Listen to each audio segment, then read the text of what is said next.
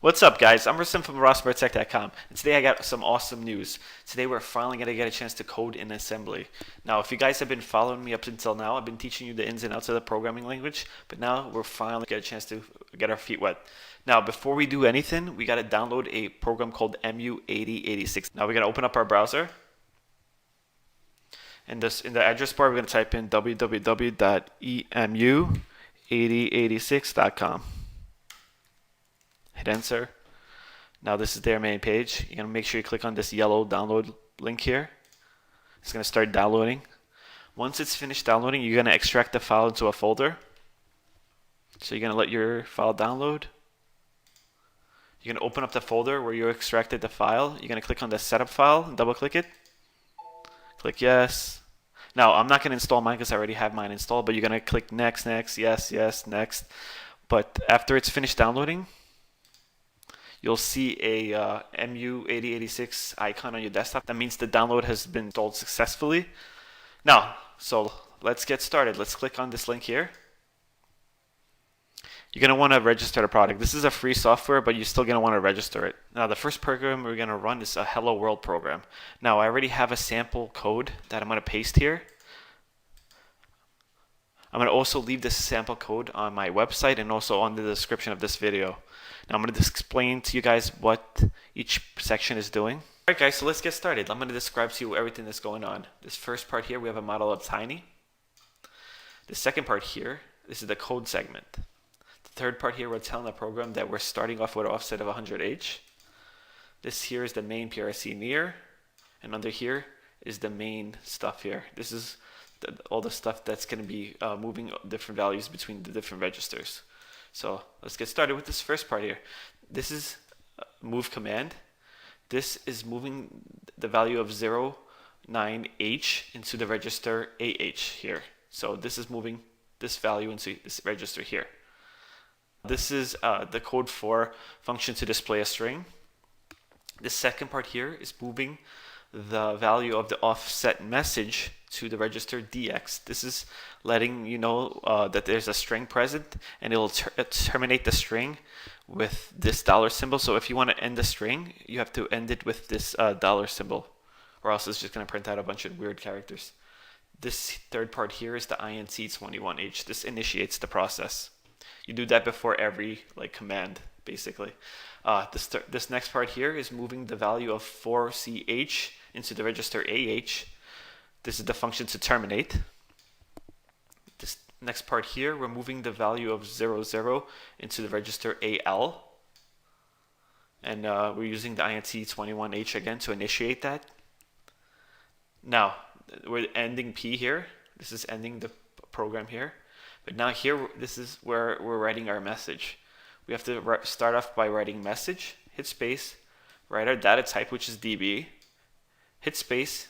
We got to use these quotation marks to write our message in. So our message is going to be between these quotation marks. Our message here is hello world. And again, you have to end each string with this dollar symbol here. And this here is going to end the program. So let's test it out. I'm going to hit compile. I'm going to hit save. Now let's hit run. I'm going to press OK. As you can see, it worked. It printed out hello world.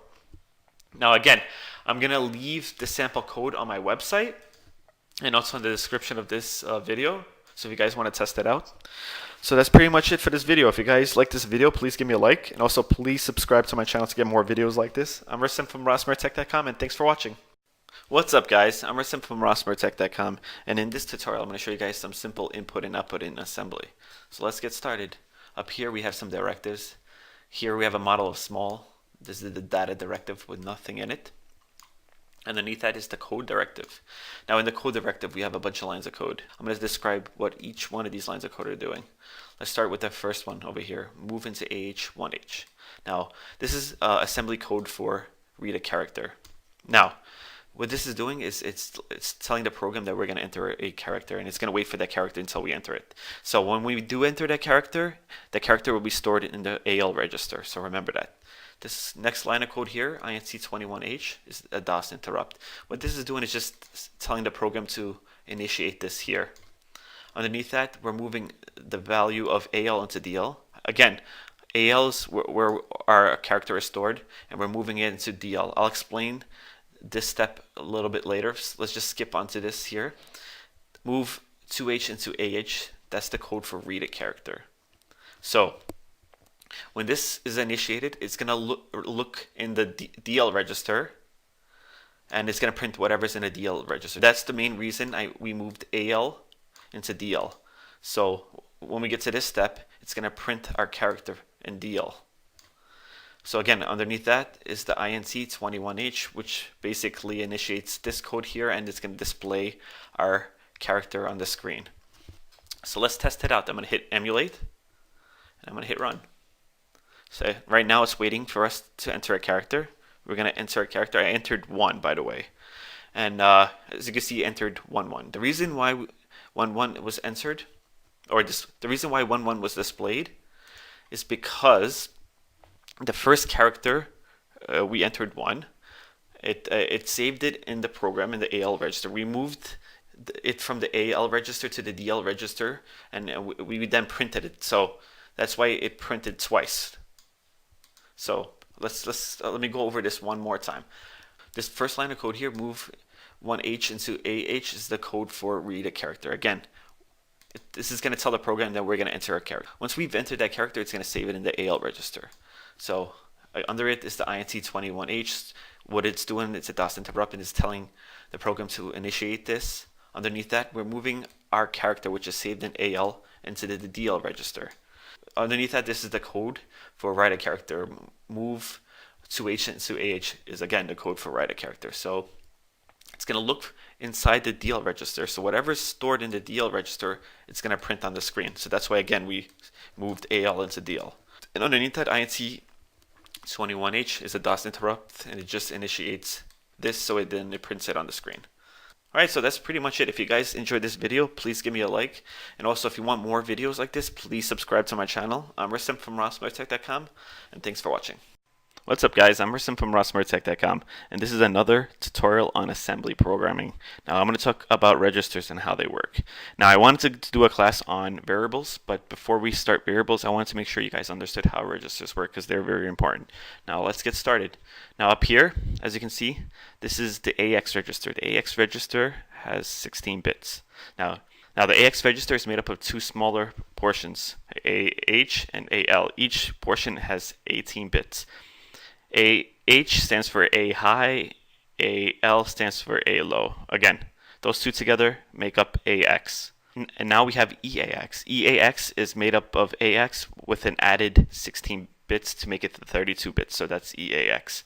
And the same thing with EBX. It's 32 bits, and 16 of those bits is the BX, which is broken up again into two smaller parts, which is BH 8-bit, which is BH 8-bit, which stands for B high, and BL 8 bits, which stands for B low. Together make up BAX. Add another 16 bits to that, you have a 32-bit register called EBX. Now again, the same thing with the ECX. You have 16 bits added onto CX, which is 16 bits, which is broken up into two pieces of 8-bit. CH is C high, CL is C low. Each have 8 bits. Now we're down to EDX. EDX has 16 bits added onto another 16 bits, which is DX. DX is broken up into two pieces, which is DH, and DL stands for D high and D low. Each have 8 bits. And we have ESI, which is a 32-bit register, and EDI, which is also another 32-bit register. These are the general purpose registers. Now underneath that, we have the stack pointer, which is ESP, which is also a 32-bit register. And we have the base pointer, which is EBP, another 32-bit register. Here it describes what each one of these registers' special purpose is. AX is for multiply/divide, string load, and store. CX is for count, for string operations and shifts. DX is for port address for ins and outs. BX is for index registers for move. P is for points to the top of the stack. BP is to point to the bottom of the stack. SI points to the source and stream operations. DI points to destination and stream operations. And we also have IP instruction pointer and flags. That's pretty much it. If you guys enjoyed the video, please give this video a like. And also, if you want more videos like this, please subscribe to my channel. I'm Rasim from rossmertech.com, and thanks for watching. What's up, guys? I'm Rasim from rossmertech.com, and this is another tutorial in assembly programming. In this class, I'm going to show you guys how to print characters from the ASCII table and also how to do some simple math. So let's get started. Over here I have move into AH2H. That's the code for print a character. If you guys don't know what this means, you should watch my class on simple input and output. But again, this is the code for print a character. We all know that it'll print whatever's in the DL register, right? So let's give DL a value. I'm going to move into DL the value of 2. So theoretically it should print 2, right? So let's test it out. I'm going to hit emulate, then I'm going to hit run. It didn't print 2, it printed this weird character here. I'm going to explain to you guys what that means. I'm going to first open up my ASCII table I have here. Now again, so this is the ASCII table. This is basically giving us the value of a decimal to hexadecimal to character. The characters are what's going to print on the screen. These green things here are what's going to print on the screen. Now, we wanted the character 2 to print out on the screen, right? So the character 2 has a decimal value of 50 and a hexadecimal value of 32. So basically what that means is our value was 2. So we have to add another 48 to this to make it 50, so it prints out 2. So let's test it out. I'm going to add into DL. So I'm going to add 48 to the DL register to make it 50. So 2 plus 48 is 50. So it should print out 2. So let's test it out. I'm going to hit run. As you can see, it worked. It printed out 2. Let's close this. Now, this is a decimal value here. The DL register now has a decimal value of 50 because we added 2 and 48. Now, if we added an H to this here, this would be a 48 hexadecimal. So let's open up our table again. Now let's go back to that character 2. That character 2 has a hexadecimal value of 32. So let's test it out. I'm going to change this to a 30, add a H to make the hexadecimal, and add a H to the 2 to make that a hexadecimal value. So these two here should add up to 32, hexadecimal 32. So let's test it out. I'm going to hit emulate. I'm going to hit run. And it printed out 2. Cool, right? Let's close this. I'm going to leave a link to this ASCII table if you guys want to practice on your own. So let's do some simple math. So I'm just going to delete this here. Delete the H because I don't want this to be a hexadecimal. I want it to be a decimal value, right? So basically, again, we need to make sure that, first we need to make sure that we have a value of 50 to print out at 2. So let's add again to DL the value of 48. So it's going to print out 2. So this 48 is going to be our base right now. So we could just move this down. Sorry. Alright, so this 48 here is going to be our base. So we can just move this down here. So let's do some simple math. So right now, our DL register has a value of 2. Let's say we wanted to add another 2 to this to make it 4. All we would have to do is add into DL, well, more than 4. The character that prints on the screen should be 4 because remember we added another 48 here, so it should print the character 4. Let's test it out. I'm going to hit run. It worked. It printed out 4. Now let's say we wanted to subtract. I'll show you guys how to do it right now. Let me just close all this up here. Let's change this into subtract. So the code for subtract will be SUB. And let's subtract the value, let's subtract the decimal value of 1. So 2 take away 1 should be 1, right? So say emulate, I'm going to hit run. And it worked, it printed out run. Pretty cool, right? Again, I'm going to leave a link to this ASCII table so you guys practice on your own. But it's real simple stuff once you get it. Alright, so that's pretty much it. If you guys like this tutorial, please give me a like. If you want more videos like this, subscribe to my channel. I'm Rasim from rossmertech.com, and thanks for watching. What's up, guys? I'm Ersin from rossmertech.com, and in this tutorial I'm going to be talking about defining data and how to use variables. So let's get started. Alright, before we start coding, I'm going to explain to you guys what a data definition statement is. The statement starts off with a name we give a variable, then we hit space, then we give it a directive initializer. Then we hit space again, and then we got to give it an initializer. So I have an example of one down here. So I use the name count1, hit space, and db is our directive initializer, which is a 16-bit value with 16-bit data type. Then we gave it a value of 1. So that's pretty much it. Alright guys, I'm going to explain to you now the different data types. Our first data type here is byte. Byte is an 8-bit unsigned integer, meaning it has 8 bits and it does not have a sign like negative or positive. So sbyte here is the same thing as byte, but it has a signed, meaning it has a negative or positive, and it's 8 bits. Now word is a 16-bit unsigned integer. Sword is a 16-bit signed integer, it has a negative or positive. Dword is a 32-bit unsigned integer. Sdword has a 32-bit signed integer. Fword is a 48-bit integer. Qword is a 64-bit integer. Tbyte is an 80-bit integer. Real4 is a 32-bit integer. Real8 is a 64-bit integer. Real10 is an 80-bit integer. Now we're going to be working mostly with the legacy data directives. The db, which is an 8-bit integer. dw, which is a 16-bit integer. dd, which is a 32-bit integer. dq is a 64-bit integer.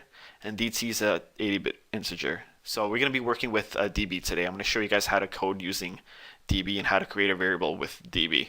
So let's get started. Alright guys, so this is basically the same program I showed you in my last video, ASCII table and simple math.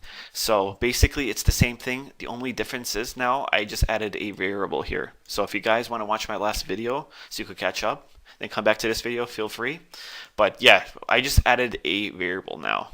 I named my variable count1, and it has a data type db, which is an 8-bit data type, and I gave it an integer value of 2. So my variable count1 has a 8-bit value of 2. So let's look down here. So down here, we're moving my variable count1 into the deal register. The reason we're doing that is because if you watch my last video, you know that when we print a character, it prints the value from the deal register. And after that, we're adding 48 to the deal register. The reason we're doing that is so we can print the character 2 here. So if you guys are confused with that, just watch my last video and you'll be caught right up. And underneath here is this is the code for print the character. Move into AH2H, INT21H. This is the code for print the character. So it's going to print whatever's in the deal register, the value of the deal register. So let's test it out. I'm going to hit emulate here. Then I'm going to hit run. As you can see, it's really small, but it printed out the character 2. That's pretty cool, right? Guys, that's pretty much it. If you guys enjoyed this video, please give me a like. And if you want more videos like this, please subscribe to my channel. I'm Ersin from rossmertech.com, and thanks for watching. What's up, guys? I'm Ersin from rossmertech.com, and this is another tutorial in assembly programming. In this class, I'm going to talk about the move instruction and the rules we have to follow. So let's get started. Let's first talk about how the move instruction works and looks. First, we have the move instruction here, which is the MOV. Then next to it, we have the destination operand. Then we use a comma after that. We hit space. Then we have the source operand. So basically how this works, the source operand moves into the destination operand. So the destination operand is basically equal to the source operand. So now there's certain rules we have to follow with the move instruction itself. So the first rule we have to follow is both operands must be the same size. I'm going to give you guys an example of that right now. I'm going to enter a couple times. I'm going to use the move instruction, hit space. Now I'm going to use the AX register, use a comma, hit space again, and use the AH register. Alright, basically this won't work because the AX register is a 16-bit register and the AH register is a 8-bit register, so this won't work. So this will work. So if you move into AH, this will work because they're both 8-bit registers. Or if we move into AX, BX, this will work because both these registers are 16-bit registers. So let's get back to the rules. Now, the second rule is both operands cannot be memory operands. I'll explain what that is right now. Let's first delete this here. Alright, so we're going to use the move instruction again. I'm going to use a variable name, variable 1, hit comma. I'm going to use another variable name. Now, these two here, they are memory operands, right? We cannot move one memory operand into another one, so this won't work. If you want to get the value of one memory operand into another, there's only one way to do it. We have to use registers. So I'll show you guys how to do that right now. We're going to use the move instruction, and we're going to move into bx, the variable 2, right? So now the value of the variable 2 is in bx. So now we can move into variable 1, bx. It's pretty much the same thing, but like, we can't directly move one memory operand into another. We have to use registers in between. Then we could get the value into the register we want. So that's how that works. Now, rule 3, the CS, the EIP, and the IP registers cannot be destination operands. Now, the next rule is an immediate value cannot be moved into a segment register. So let's look at some examples of some move instructions here. We can move one register into another register. That's fine. We can move into a memory register. So that's fine. We can move into a register memory location. That is fine. We can move into a memory. We can move into memory an immediate value. That'll work. And we can move into a register an immediate value. So that'll work. So that's pretty much it. If you guys enjoyed this video, please give me a like. And if you want more videos like this, please subscribe to my channel. I'm Rasim from RossMoreTech.com, and thanks for watching. What's up, guys? I'm Rasim from RossMoreTech.com, and this is another tutorial in assembly programming. Now in this class, I'm going to show you guys how to move smaller value into larger value. So let's get started. Let's open this up first. Now, I'm going to give you guys an example. Let's say we wanted to move into AX, AL, right? This won't work. This won't work because AX is a 16-bit register and AL is an 8-bit register. We can't move a smaller bit register into a larger bit register. We can't move a smaller value into a larger value, right? Technically, yes, but there's a way around it. Now, programmers call this a workaround. I'll show you guys how to do that right now. I have an example above here. Okay, this is variable 1. Variable 1 has a size of a data byte. A data byte is 8 bits, and I gave this variable a value of 1, right? So now, let's say we wanted to move this variable, which is an 8-bit value, into a 16-bit register like AX, right? Technically, you can't directly do it, so I won't be able to move into AX variable 1. It won't work, right? The reason why this won't work is this has this 8-bit value, and this register is a 16-bit register. So now let's show you the workaround. Now, the first thing we need to do, right, is set the AX to 0. To set the AX to 0, all we have to do is move 0 into AX.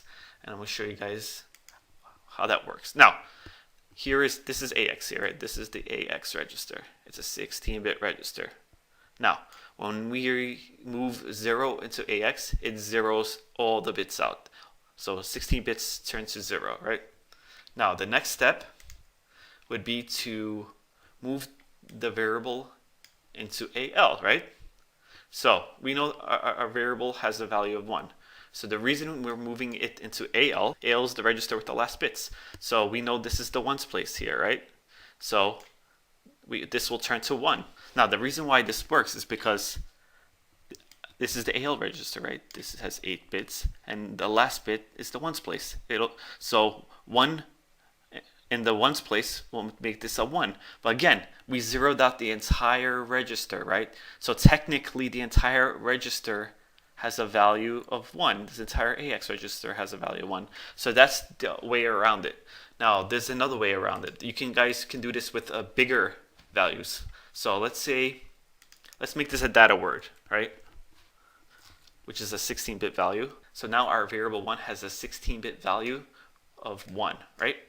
Now, let's change AX into EAX, which is a 32-bit register, and let's change AL into AX. It's the same principle. Now, this is EAX, right? EAX is a 32-bit register. We have to move 0 into EAX, which would zero it completely out. Then we will move our variable VAR1, which is a 16-bit value, into the AX register. So what that would do, this is the ones place for AX, right? So this would turn AX into the value 1, but this is also the ones place for EAX, because AX is the last bits of this register, right? So theoretically, EAX would have the value of 1 too now. So again, that's another way around it. This is a way to move smaller values into larger values. So if you guys do need to move smaller values into larger values, this is the way to do it. Now, that's pretty much it for this video. If you guys enjoyed this video, please give me a like. If you want more videos like this, please subscribe to my channel. I'm Rasim from rossmoretech.com, and thanks for watching. What's up, guys? I'm Rasim from rossmoretech.com, and this is another tutorial in assembly programming. Now in this class, I'm going to talk about increment and decrement. So let's get started. Now this is going to be a very fast, simple class because it's really easy to do. Now, this is a program I showed you guys in one of my tutorials, the ASCII table and simple math. Now, if you guys haven't watched that video, please watch it before you move on to this step. Otherwise, you're going to be lost. But yeah, this is the same program we used here. And what this program did was print the character 3 on the screen. Now, let's say we want to increment a register or increment a value. We can do that. The increment code is INC. I'm going to show you guys how to do that right now. So first off, let's print this on the screen right now. It should print out the 3 because we're moving into DL, the value 3, right? But it's not the character 3, it's the integer value 3. We're using add into DL 48. We're adding 48 into the DL to convert it into character 3. I showed you guys that in the ASCII table. Again, if you guys are confused, just watch that video and you'll be caught right up. And move into AH. 2H is the code for print character. So what this is doing is just printing the character 3 on the screen. This is the integer value 3. We're adding 48 to it to convert it to character 3. So it prints character 3 on the screen. So let's hit emulate. Now let's hit run and see what happens. All right. As you can see, it printed out the character 3, right? Now, let's say we want to increment the register or the value by 1. We can use something called INC increment. Now, we don't want to put the INC or increment before the move into DL3. Because if I put INC DL, right? Because that's the code for increment. What this is going to do is it's going to increment DL by 1. So the value of DL would be 1. But once you use this move command, the value 3 into DL, it's going to completely overwrite this increment. So I'm going to show you guys right now. I'm just going to hit emulate here and I'll hit run. It should print out 3. It printed out 3 because it completely overwritten this increment. So again, I'm going to copy this here, and we want to put the increment after the move the value 3 into the DL.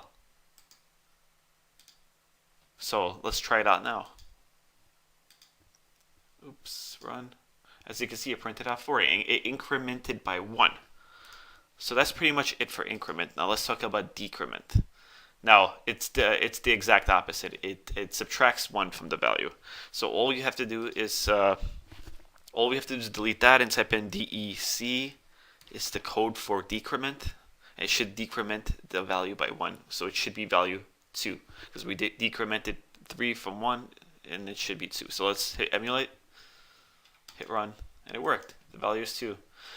So yeah, so that's pretty much it for this video. If you guys like this video, please give me a like. If you want more videos like this, please subscribe to my channel. I'm Rasim from rossmoretech.com, and thanks for watching. What's up, guys? I'm Rasim from rossmoretech.com, and this is another tutorial in assembly programming. Now in this class, I'm going to talk about the add and subtract instructions. So let's get started. As you can see, I have the MU8086 program open right now. I highly recommend this program. If you guys have been following all my tutorials in assembly programming, I highly recommend you use this program. And now at first you would download the free trial, but after a while you're gonna have to buy a license. Now each license is about, like a single user license is about $5, and you'll have this forever. So I highly recommend you get this program because it has some pretty awesome features that I'm gonna show you in a minute.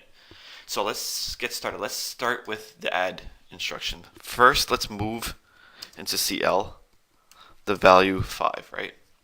So let's see what happens when we do that. Let's see how the registers react. So we're gonna hit emulate. On the left here, we have all the registers right here, right? And it'll tell you the value of each register. Into CL, the value 5. Let's hit next step to see what happens to the register. As you can see, this is CX here. CX is a 16-bit register which consists of CH and CL, right? When we move 5 into CL, now our CL register has a value of 5. So that's pretty cool. Now let's see what happens when we use the add instruction. Now I'm going to add into CL 2. Let's close this here and hit emulate again. Let's hit next step. The first step, now our CL register here has a value of 5. Let's hit the next step, and now our CL register has a value of 7 because we added into CL2. Now, there's something you should be very, very careful with when you're using move and add. Now, when you're using move, anytime you move one value into a register, it completely erases the register and just keeps that specific value. I'm going to show you guys what happens when I add a third line here, and I'm going to move into CL1, right? Oops. Move into CL1. Let's close this. Let's hit emulate again. Our first step, we moved into CL5, so our CL register has a value of 5. Our next step, we added 2 to the CL register. Now our CL register has a value of 7. But our third step here, we moved 1 into CL. We used the move instruction. So let's hit next step. Again, it completely erased these 2 steps. Now our CL register has a value of 1 because we moved. Every time you use the move instruction, the destination register will always be overwritten. So you got to be careful with that. Now let's talk about the subtract, the sub instruction. Let's just delete these 2 lines here. I'm going to keep the move into CL5. Now SUB is our subtract instruction code. And we're going to use CL register again. Now I'm going to subtract 2 from the CL register. So right now our first step, remember, the CL register has a value of 5. When this step is initiated, it'll subtract 2 from 5, so it should be 3. So let's hit emulate. Remember, first step, we moved into CL, the value 5. So as you see, CL has the value 5.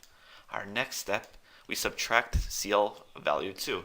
So now our CL register, as you can see, has a value of 3 because we subtract 5 and 2, which is 3. That's pretty much it. Remember, again, move instructions completely overwrite registers. Adds value to the register. Sub subtracts value from the register. Alright, so that's pretty much it. If you guys enjoyed this video, please give me a like. If you want more videos like this, please subscribe to my channel. I'm Rasim from rossmartech.com, and thanks for watching. What's up, guys? I'm Rasim from rossmartech.com, and this is another tutorial in assembly programming. Now in this class, I'm going to talk about the neg instruction. What is the neg instruction? Well, the neg instruction reverses the signs of a number by converting the number to its 2 complements. Now, how do we convert a number to its 2 complements? I'm going to show you guys that right now. Here we have an 8-bit number. 1, 2, 3, 4, 5, 6, 7. I need to add another 0. Clean this up a little bit. So now this is an 8-bit here. We're using 8 bits because we're working with the 8-bit register. Now, we have to, okay, first let's give it a value. Let's say we're going to use 5. We want to negate 5. So, alright, so over here, this is decimal 5. And this, let's convert decimal 5 into binary 5. To do that, we have to first use this table up here. We know that binary is base 2, right? So 2 to the 0, which make it 1. 2 to the 1 would be 2. 2 to the 2 would be 4. So on and so forth. To make this binary 5, we would have to use the numbers we have available. We have 1 and we have 4, which would make 5, right? So this third bit here, we got to make this a 1, which is the 4 place. And the first place here, we make it a 1, because this is the ones place. 4 plus 1 is 5, right? So now this is binary 5, right? So now this is 5. We want to negate this. We want to make this negative 5. To do that, first things first, we have to invert all the binary bits. What I mean by inverting is zeros will be ones and ones will be zeros. So let's do that right now. Whoops. Let's go down here. All right, so 0. So this would be 1 1 1 1 1 0 1 0, right? That's step 1, inverting all the bits, right? Now step 2 is adding 1. So to do that, we would do 0 0 0 0 0 0 0 1, right?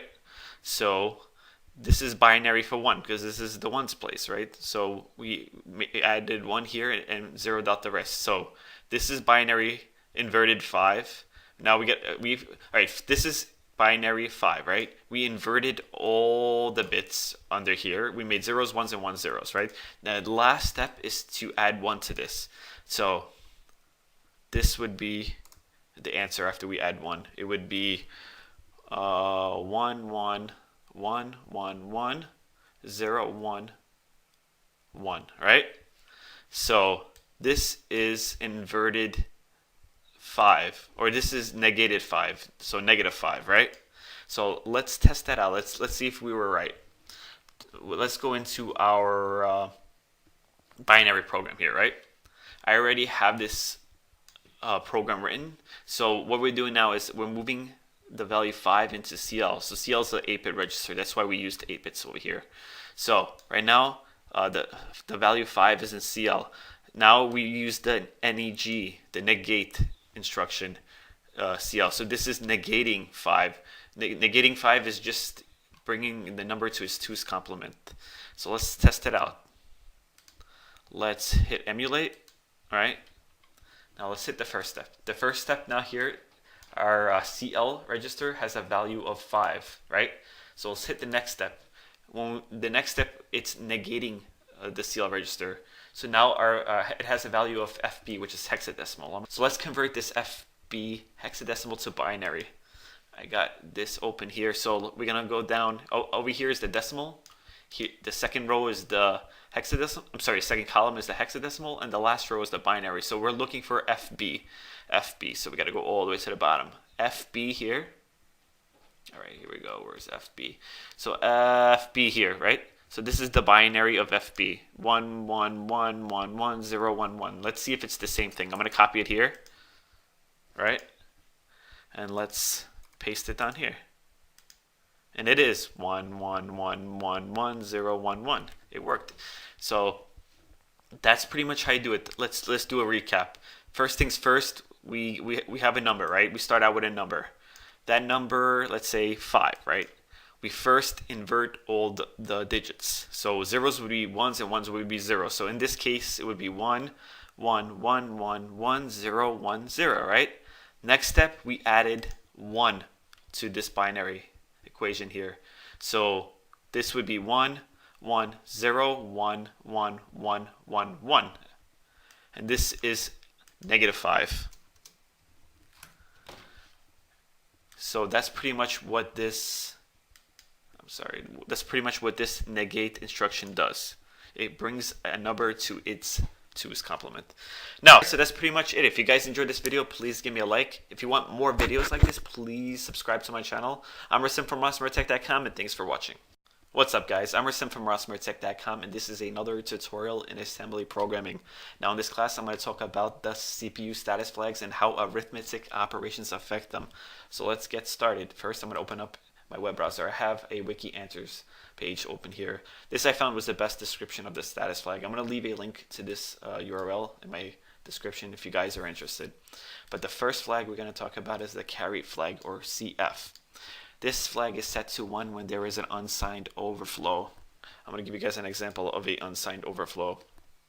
Let's say we're working with 8 bits, right? To overflow all 8 bits, right?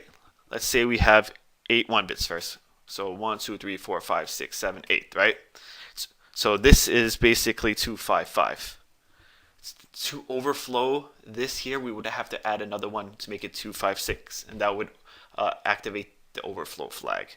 So let's test it out right now. I'm going to move into CL because CL is the 8-bit register. 255, because we want to add 1 to overflow it. Then I'm going to add into CL 1. This should make it 256, and this should overflow. So let's hit emulate. Now let's open up the flags here so we can see how the flags are affected. Let's click on next step, then next step. And as you can see, that carry flag is set to 1 because it overflowed. Now let's talk about the next status flag. Let's close this up here.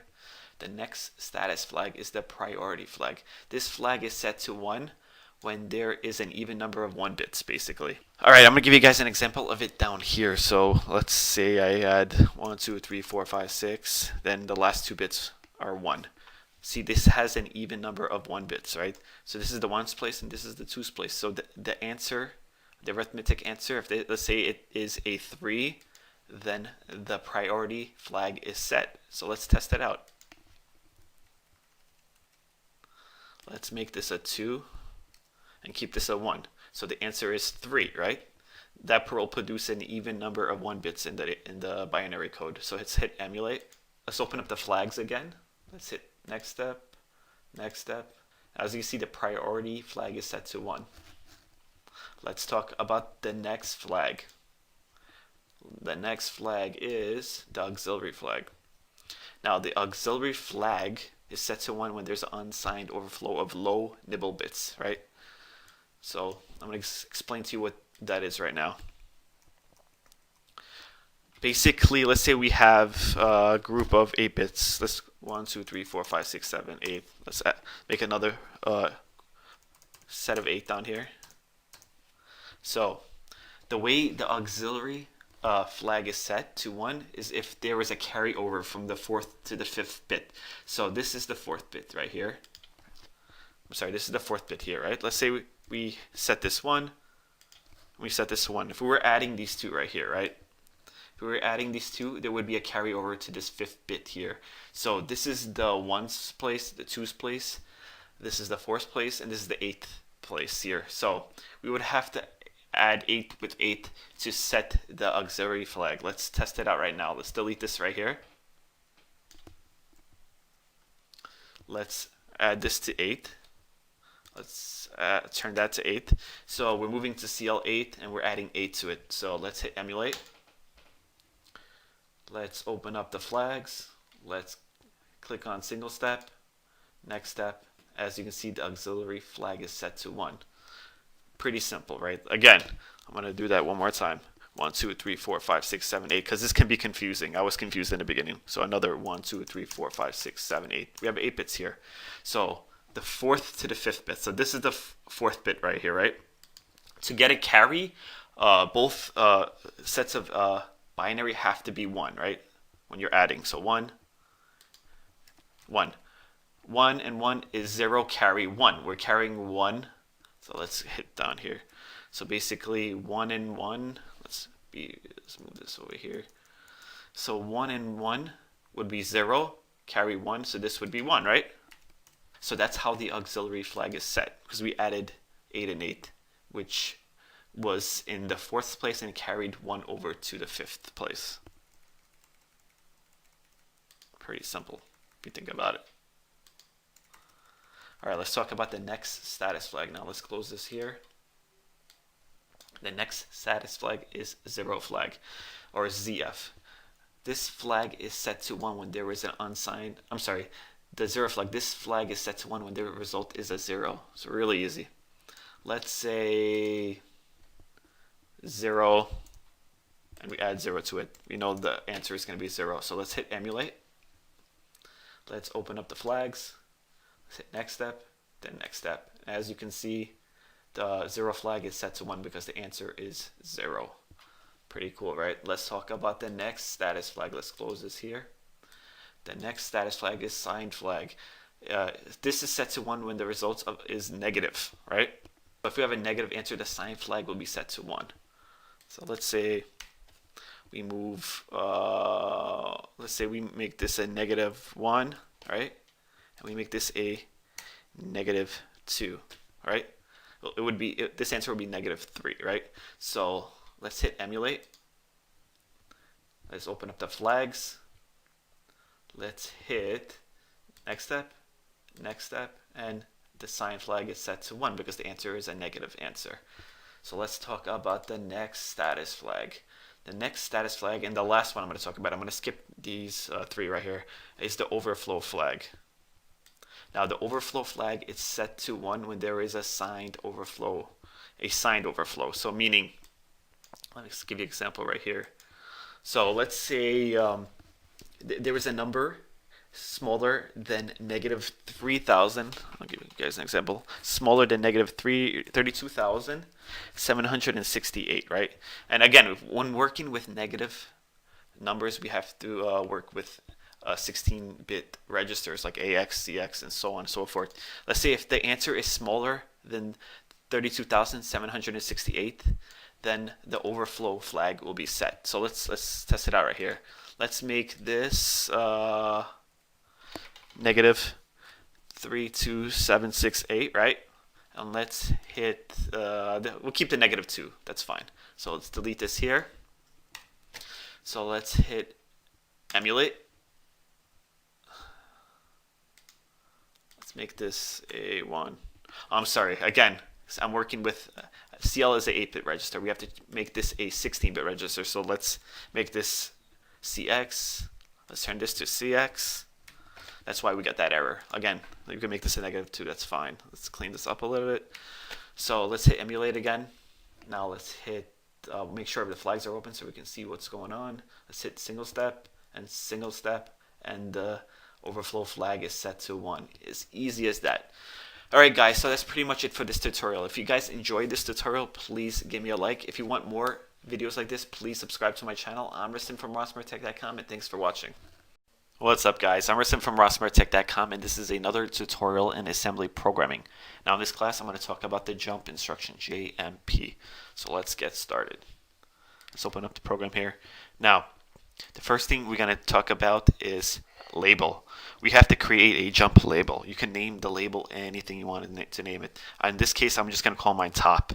Now after you named the label, you have to end it with a colon. The next thing we're going to do is use the jump instruction. So the jump instruction is JMP. We're going to hit space and we're going to type in the label name. In this case it's top. We do not use the colon when we're using the jump instruction. Alright, so let me explain how this works. Now, this is the label, right? There's going to be some code here that's going to be executed first, right? Once it's finished executing the code, it's going to get to this jump part here, this jump instruction, and it's going to jump back to this label here. So then it's going to keep repeating the instruction in the middle, and it's going to jump back on top, so on and so forth. So let me demonstrate it. Let's print a character on the screen. Let's print character 5. So we're going to move into the DL register, the value of 5. We're going to add 48. I'm sorry, we're going to add into DL 48, so we convert it to a character 5. Now we're going to use the print character code, which is move into H2H, right? That's the code for print the character. Then we're going to do int 21H. Let's hit emulate again. Let's hit run.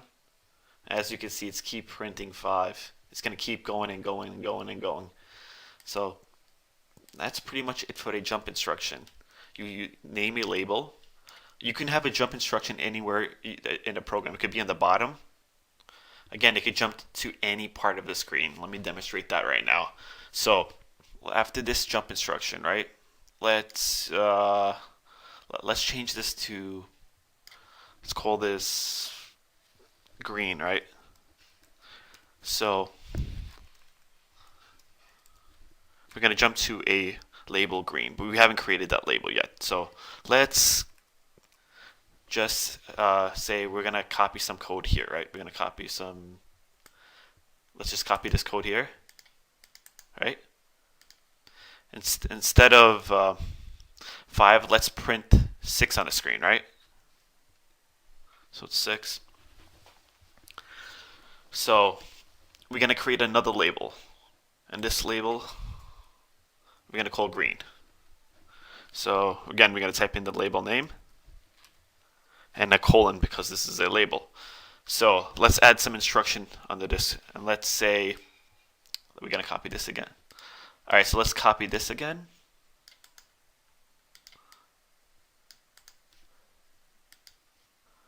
And let's paste it under here. And let's make this one a 7, right? So now what this is going to do, we have a top label here, right? First it's going to execute this instruction here, right? Then it's going to jump into green. It's not going to jump back to here. It's going to jump to the green label. So it should skip this code here. It should not print 6. It should skip 6 completely and jump to this green label here. So then it's going to execute this green label here, and then the program should end right there. So it should print 5 and 7.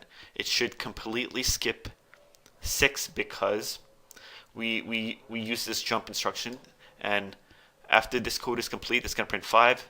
This jump instruction is initiated. It's going to look for the jump label. So the jump label is all the way, it's going to look for the green label. The green label is all the way over here, right? So it's going to skip this completely. So it just should print 5 and 7. So let's just test it out right now. Let's hit emulate. I'm going to hit run, hit OK, and it printed out 5 and 7, as you can see. And then the program ended. The program ended because there is no more jump label, so there was nothing to jump to. Pretty cool, right? So again, you can jump to any spot in the screen. It doesn't have to be on top. It doesn't have to be on the bottom. You could be in the bottom and jump on the top. You could be on the top and jump to the bottom. It doesn't make a difference. So that's the cool thing about this instruction.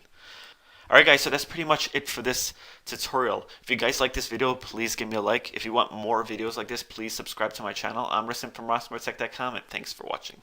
What's up guys, I'm Rasim from rossmoretech.com, and this is another tutorial in assembly programming. Now in this class, I'm going to talk about the loop instruction. So let's get started. Let's open up MU8086. Now this is the way a loop instruction should look. You should first create a label name. You can name it whatever you want. I'm going to call mine top, and it has to end with a colon, right? And the loop instruction is going to end with the actual loop instruction, which is LOOP, hit space, and type in the label name, which is top in this case. You can name it whatever you want. So this is the shell of a loop instruction, right? Now the way it works, it uses the CX register as a counter. It'll keep running the loop until the CX register is equal to 0, then the loop stops.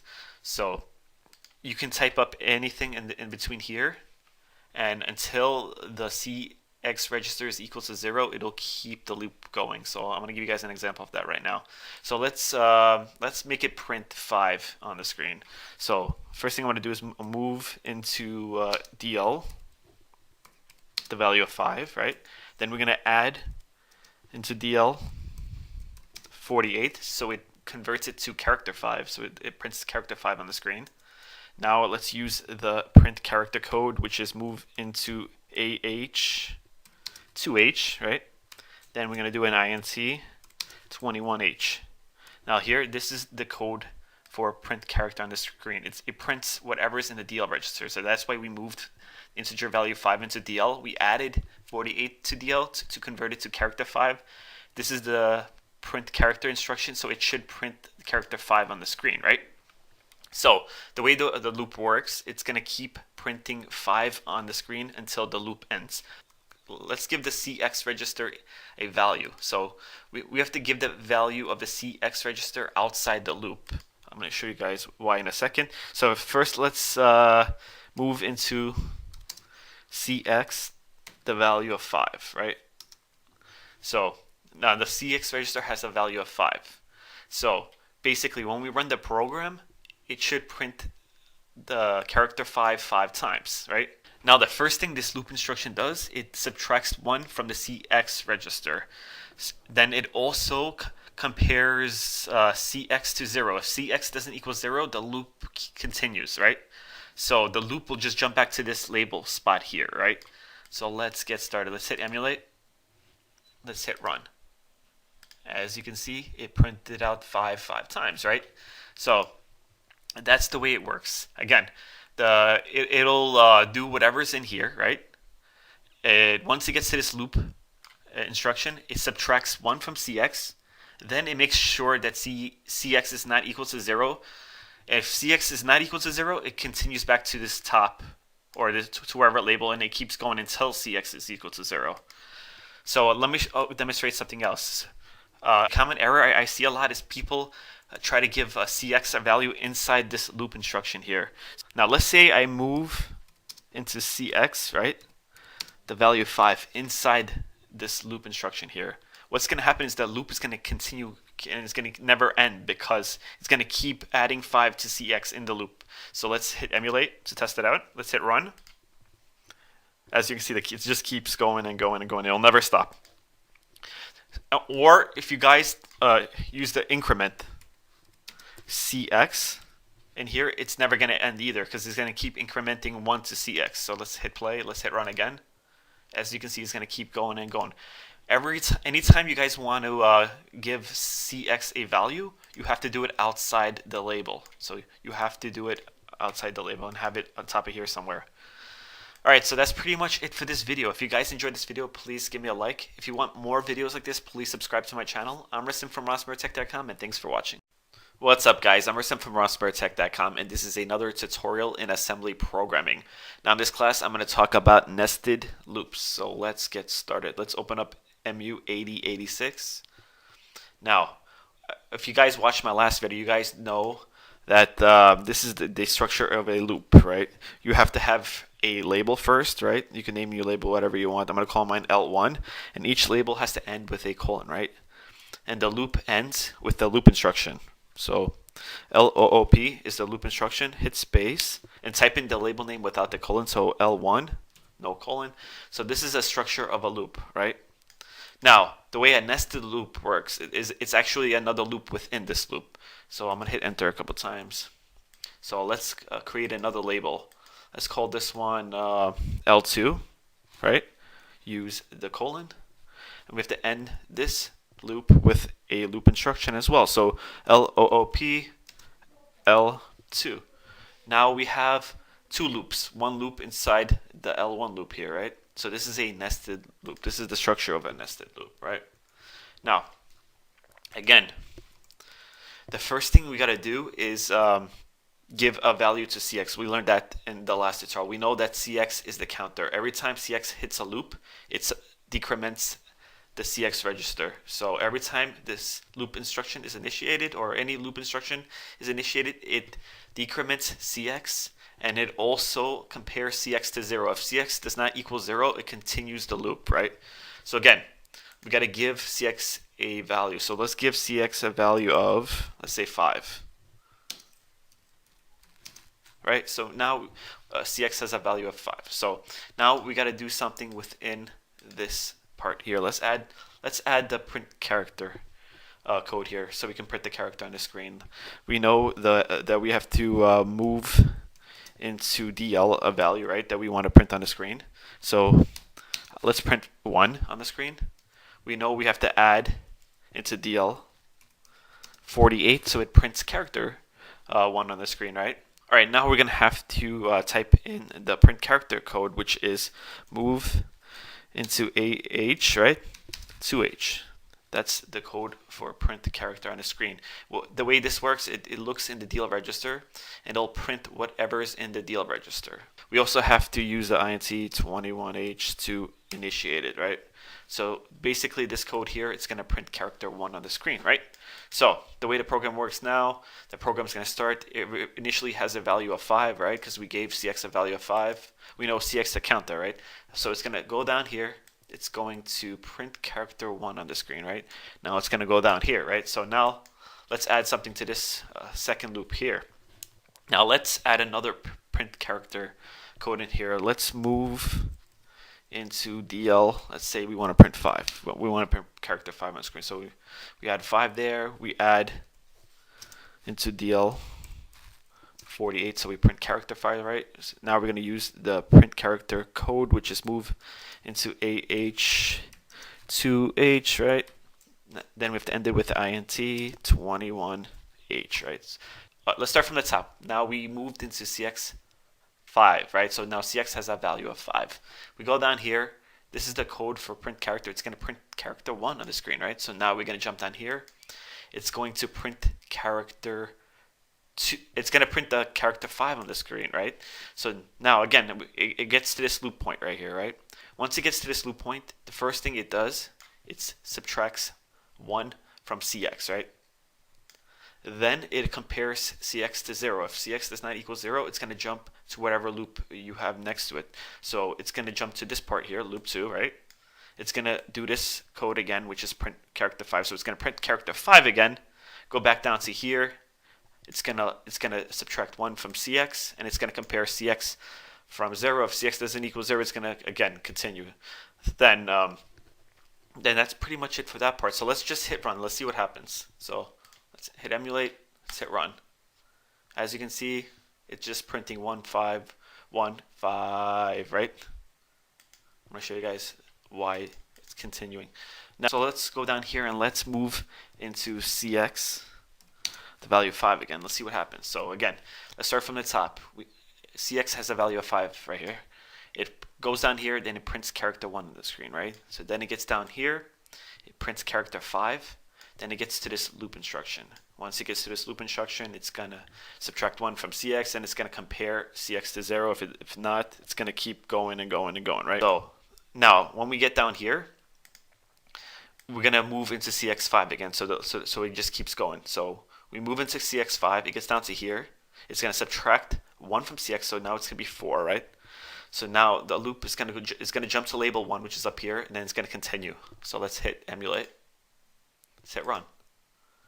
As you can see, it's printing 1, 5, 5, 5, 1, 5, 5, 5. The loop is just keep going and going and going. Okay, the reason it's keep going is because cx is keep getting more and more value. So down here we gave cx another value of 5. So it's going to keep going. It's going to keep repeating this pattern of 1, 5, 5, 5, 5, 1, 5, 5, 5, 1, 5, 5, 5, and so on and so forth.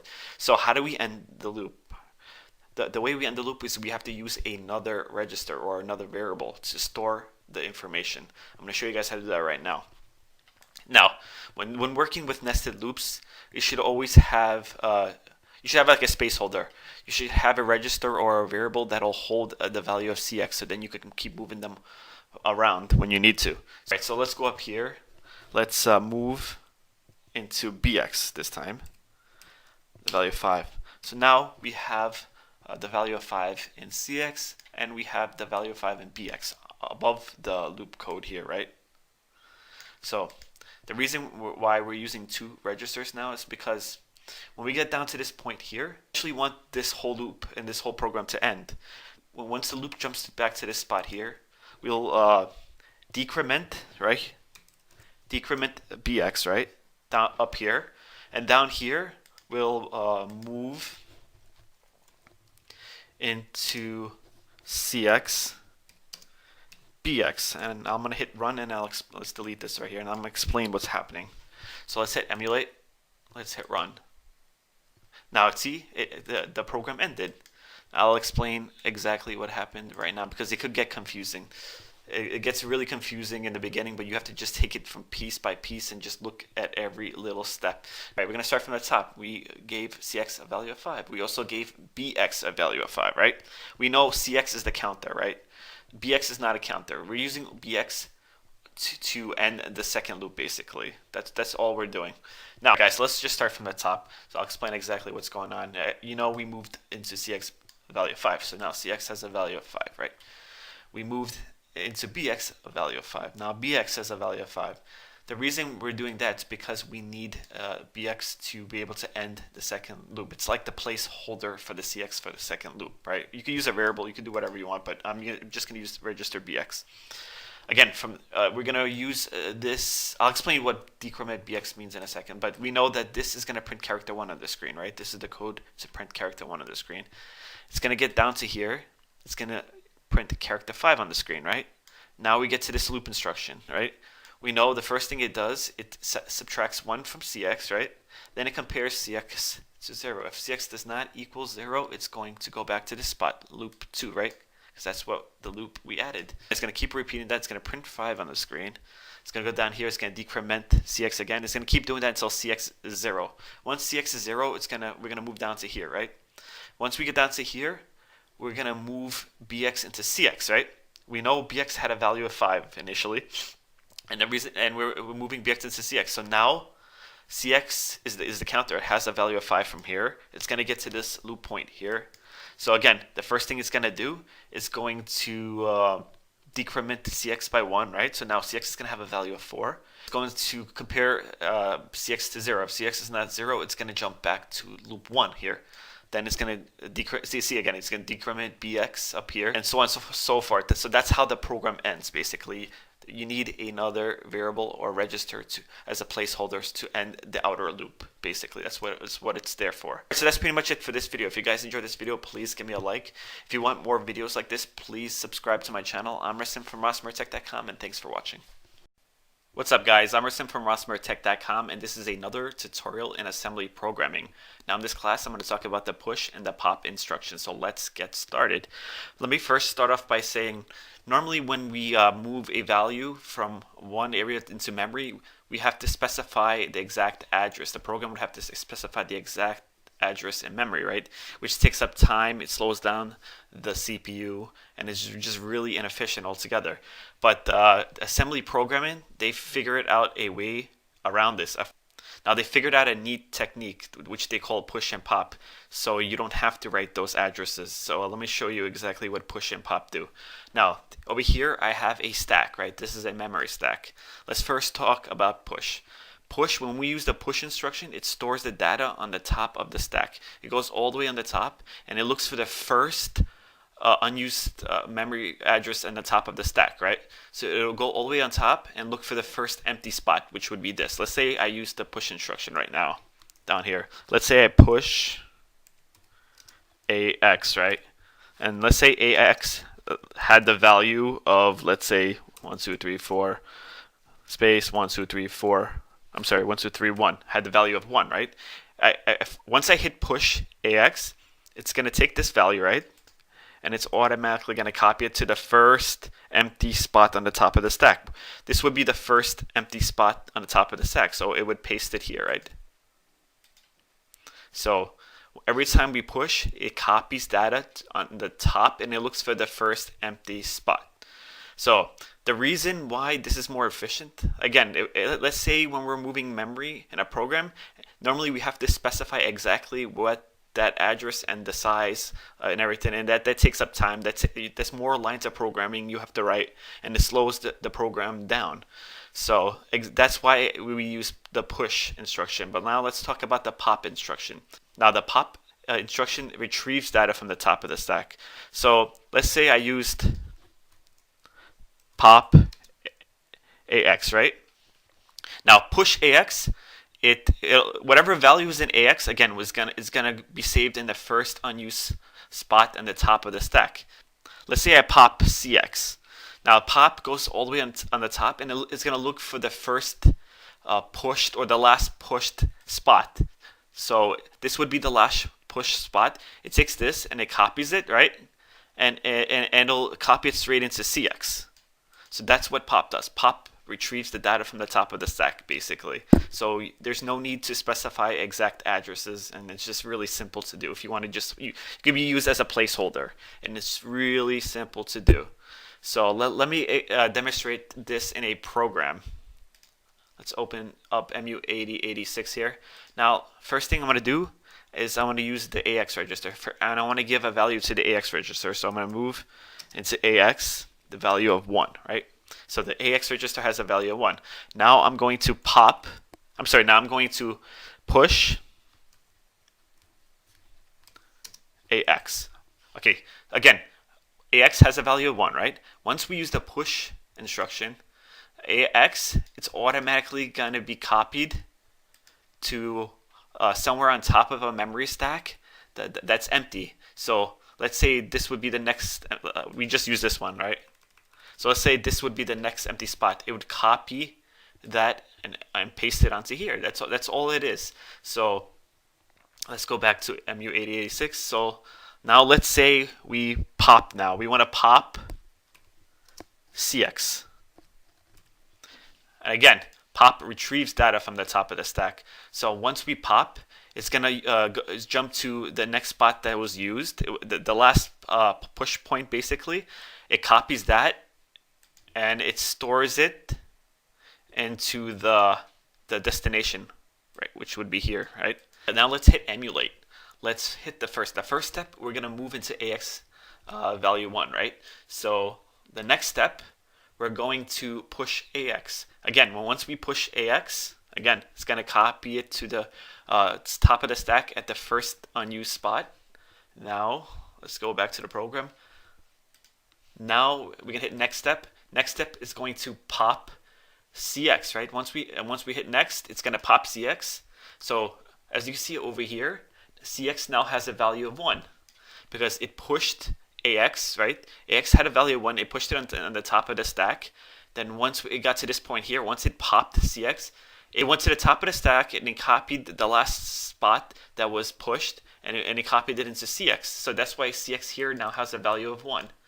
So that's pretty much it. It's really simple. If you guys enjoyed this video, please give me a like. If you want more videos like this, please subscribe to my channel. I'm Rasim from rossmertech.com, and thanks for watching.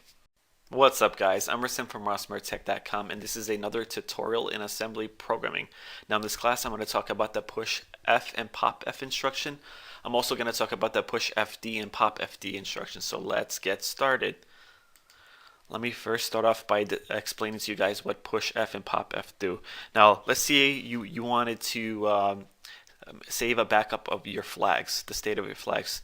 We can't use the move instruction to move the flags into into a variable or a register. There's no way to do it with the move instruction. The only way to save your flags is to use the push F. What push F does, it basically saves the state of your flags, the value of your flags, and it pushes it to the top of the data stack. Now, if you guys don't know about push and pop and how push and pop work, I've done a video on push and pop, so check that out. Now, again, push F saves the state of your flags, and it'll push it to the top of the data stack, right? Now, we can use the pop. Then use a variable name. Now let's create a variable name up here. I'm going to call my variable save flags. You can name it whatever you want, right? I'm going to make save flags equals to DW, and I want to make it have a value of this question mark, meaning no value assigned yet.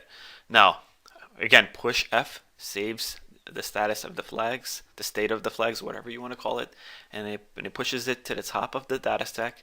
Now this pop instruction retrieves that, and it'll save it into our variable, which we named save flag. So let's type in our variable here.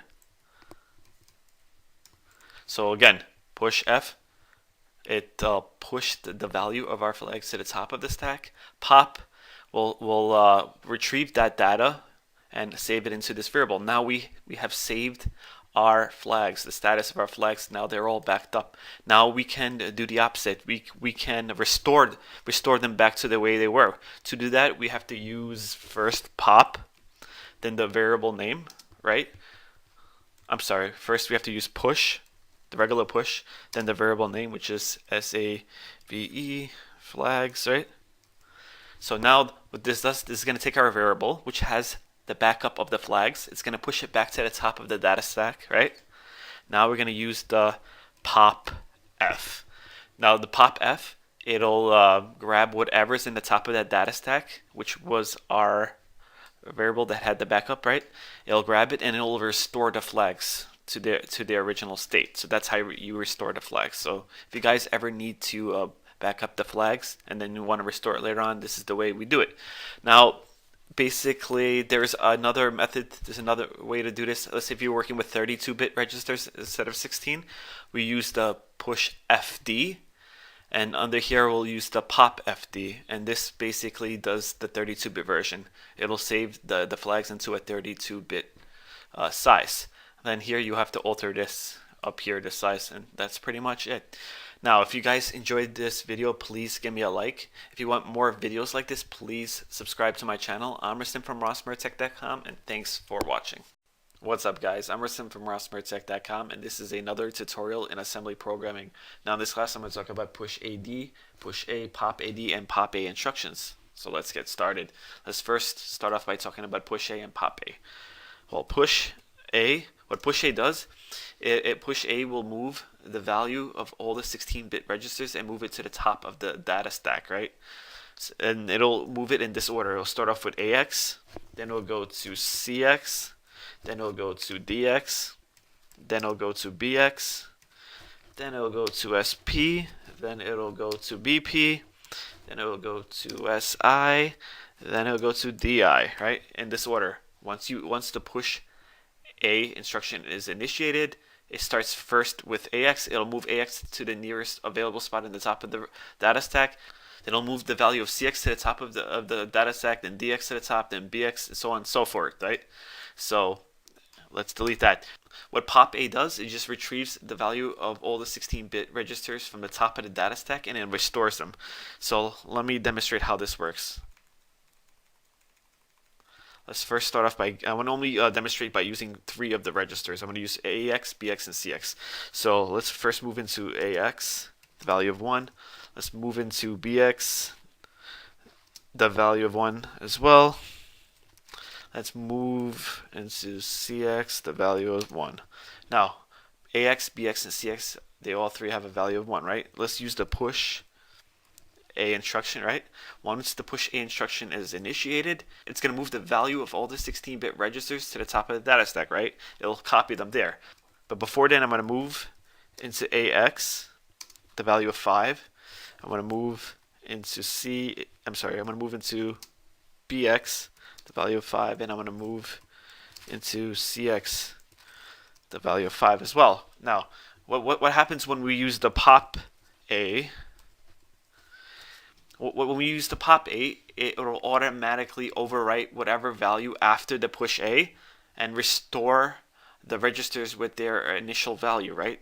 It'll retrieve the value from the top of the data stack and restore the registers. That's why I moved the value of 5 into all these 3 registers here, so to demonstrate how they will be overwritten later on.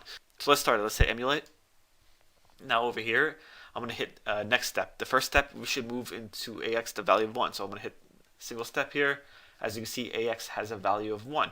Let's hit next step, and next step should move into BX, the value of 1. We hit next step, BX has a value of 1. Let's hit next step, now CX has a value of 1. All 3 of them have a value of 1. Go to next step, which is push A. Now push A, what push A again does, it pushes the value of all the CX registers to the top of the data stack, right?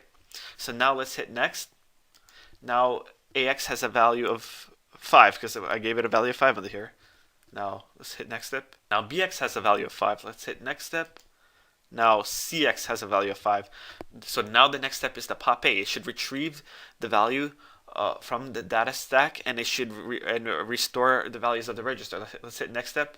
And it did. It restored the value of the registers. And now all 3 registers have a value of 1 again. So every time you use the push A, whatever you do after the push A and before the pop A, it will get overwritten. Now let's talk about push AD and pop AD. Now push AD and pop AD do the exact same thing, but the only difference is it works with the 32-bit registers instead of the 16-bit registers. So if we use push A and added a D, and pop A just add a D, it'll work with all of the 32-bit registers, and it'll work with the 32-bit registers in the same order. So instead of AX, this would be EAX, right? This would be EBX, ECX, and so on and so forth. Instead of the 16-bit registers, it'll do the same thing and just work with the 32-bit registers. Push AD and pop AD do the same thing as push A and pop A. Instead of moving all the 16-bit registers to the top of the data stack, it'll move all the 32-bit registers to the top of the data stack, and that's pretty much it. Now, if you guys enjoyed this video, please give me a like. If you want more videos like this, please subscribe to my channel. I'm Rustin from RossMurtech.com, and thanks for watching. What's up, guys? I'm Rustin from RossMurtech.com, and this is another tutorial in assembly programming. In this class, I'm going to talk about defining and using procedures. So let's get started. Now, we've already used procedures before. This is the main procedure here. This is the startup procedure. Now, we can create our own procedures, but the main procedure is a little bit different. With the main procedure, we don't need to have this RET to end the procedure. Since it is the main procedure and this is the startup procedure, it doesn't need that. Now, we can create our own procedures. We just have to first give our procedure a name. I'll call mine blue, and hit space. Then we type in PROC, like the main procedure. Hit enter a few times. Then we have to type in RET. Then we hit enter. Then we hit backspace a few times. Then we type in our procedure name, which is blue. Then end. and P for end procedure, right? So since we created a new procedure, we have to have this RET before the blue and P, or before the procedure name and P, or else it won't work. With the main procedure, you don't need to have this RET because this is a startup procedure. Now, let's talk about what procedures are. If you guys are using object-oriented programming languages like Java or C++, they're either called methods or functions, right? They're basically a subroutine within the program, a little program within the program that'll help you do certain things.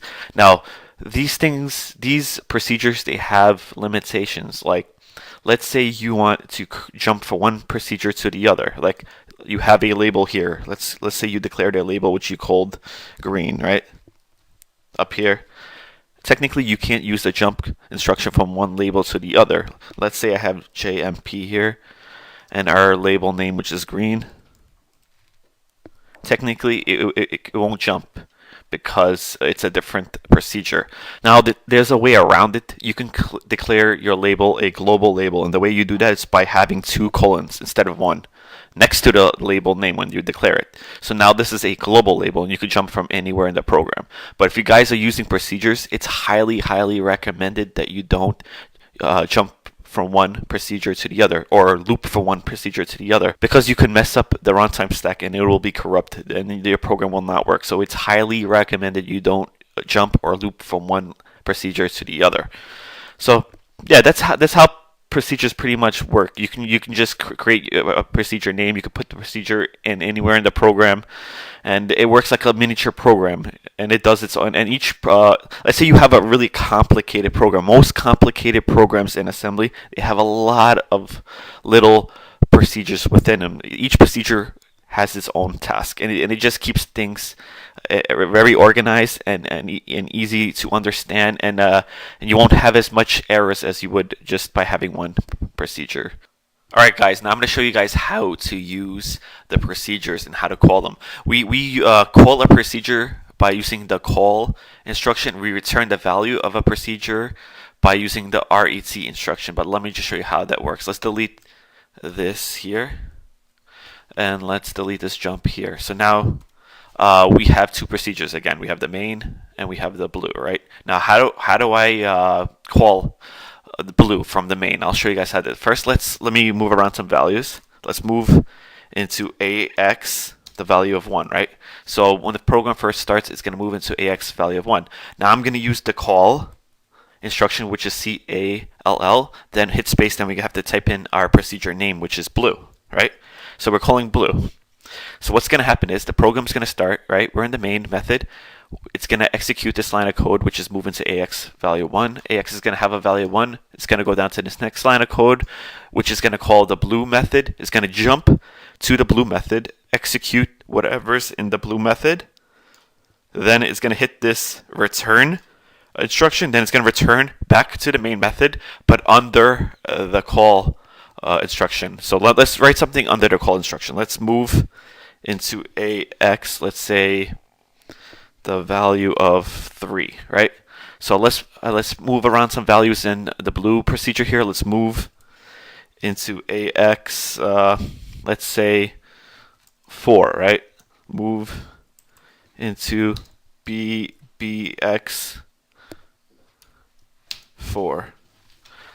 So we move into AX1, we moved into, let's say, BX1 again. So let's change this to a BX instead of AX. So let's make this a 1. So again, from the top, the program is going to start. It's going to give AX a value of 1. Then it's going to move down to this call instruction. It's going to call the blue method. So we're going to jump. This is not a jump, but it's going to move to wherever the blue procedure is. Then it's going to start the code within the blue procedure. It's going to execute the code, so then it's going to move into AX value of 4, then it's going to move into BX the value of 4. It's going to get to this RET instruction for return. Alright, what the RET instruction does, it just goes back to the procedure you were in, where you use the call, and it'll start the line of code underneath the call. So then it will move into BX the value of 1. So let's just test it out. So I'm going to hit emulate. Now I'm going to hit next step. The first step, we know that we moved into AX the value of 1, right? So let's hit next step. Our next step is actually to call blues. So let's hit next. Now, as you can see here, let's just maximize this here. As you can see here, it jumped straight to the blue procedure, right? Now it's at the first line of code. So let's hit next step. Now it executed the first line of code in the blue procedure. Now our AX has a value of 4. Now let's hit next step. Now it did the second line of code in the blue procedure. Now our BX has a value of 4. Now we're at the point where it's going to return back to the main procedure, right? So RET is the return instruction. So let's hit next step. And as you can see from up here, it returned back to the main procedure. It started under the call instruction here. So now it's going to execute move BX1. So now let's hit next step.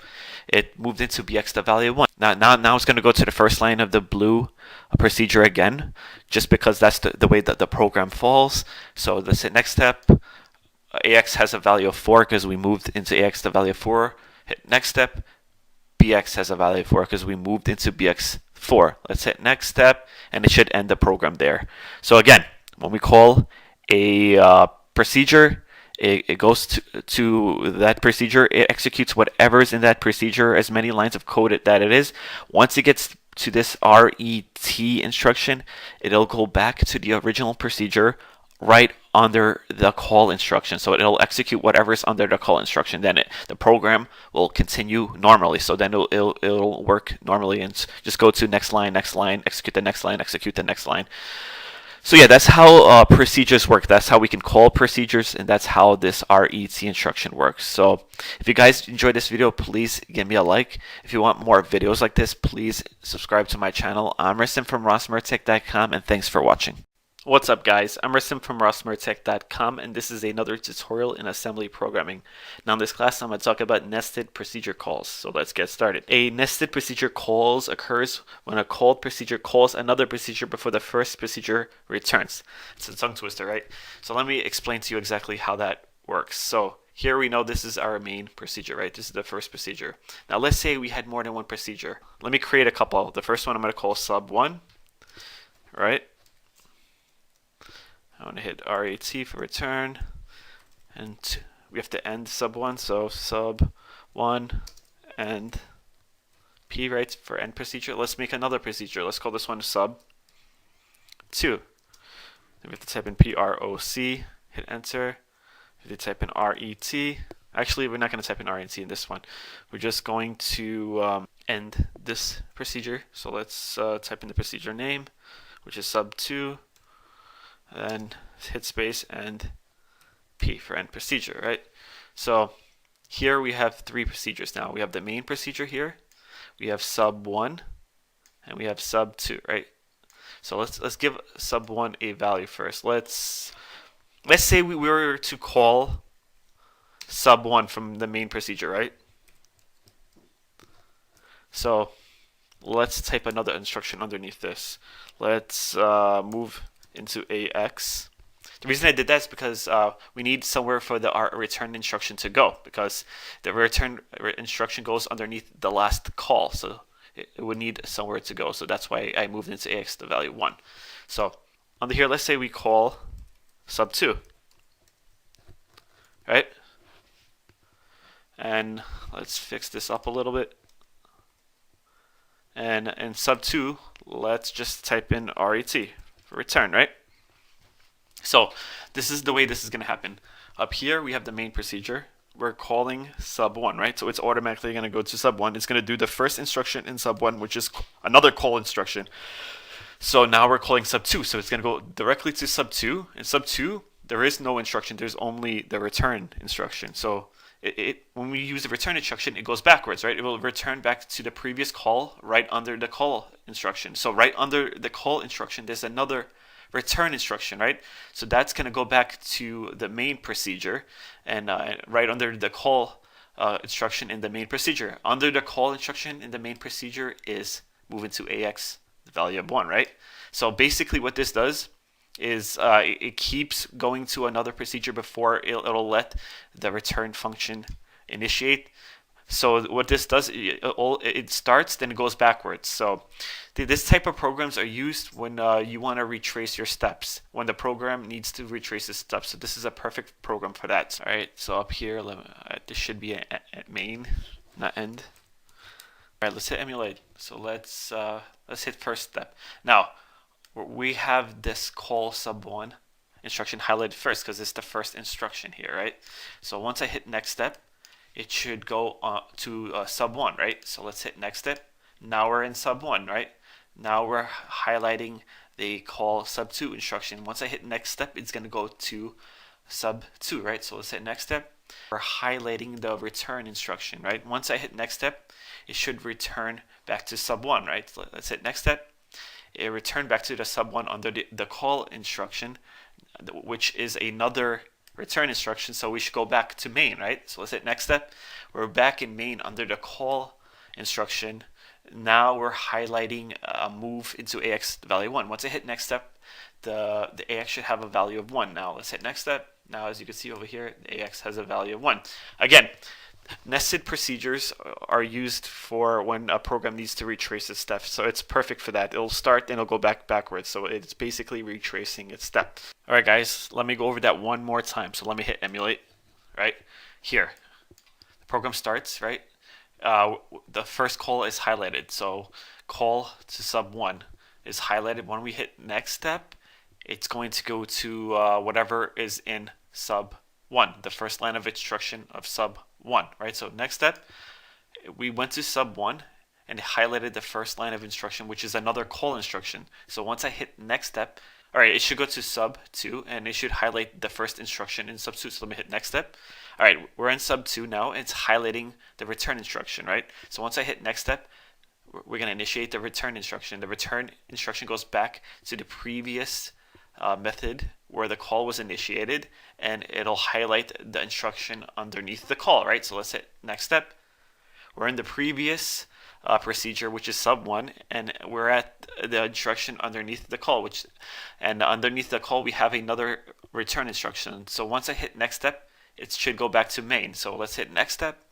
Now we're in the main procedure again, and we're highlighting the instruction under the call, right? So move into AX, the value 1 is the instruction under the call. So once we hit next step, AX should have a value of 1. Next step, now as you can see over here, AX has a value of 1. Again, it's not that hard to do.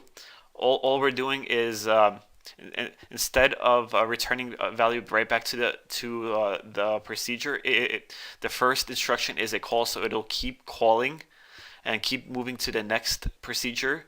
Then it'll go backwards and it will retrace its steps. So basically that's what this program does. Pretty much it for this class. If you guys enjoyed this video, please give me a like. If you want more videos like this, please subscribe to my channel. I'm Rasim from rossmertech.com, and thanks for watching.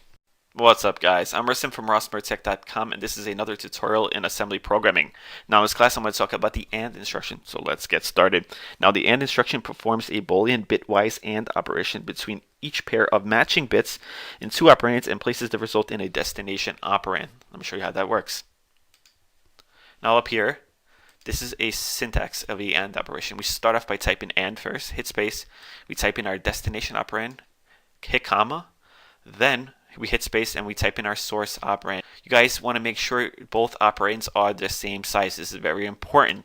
Now, if you're working with an 8-bit operand, both operands have to be 8 bits. If you're working with a 16-bit value, both operands have to be 16 bits, and so on and so forth.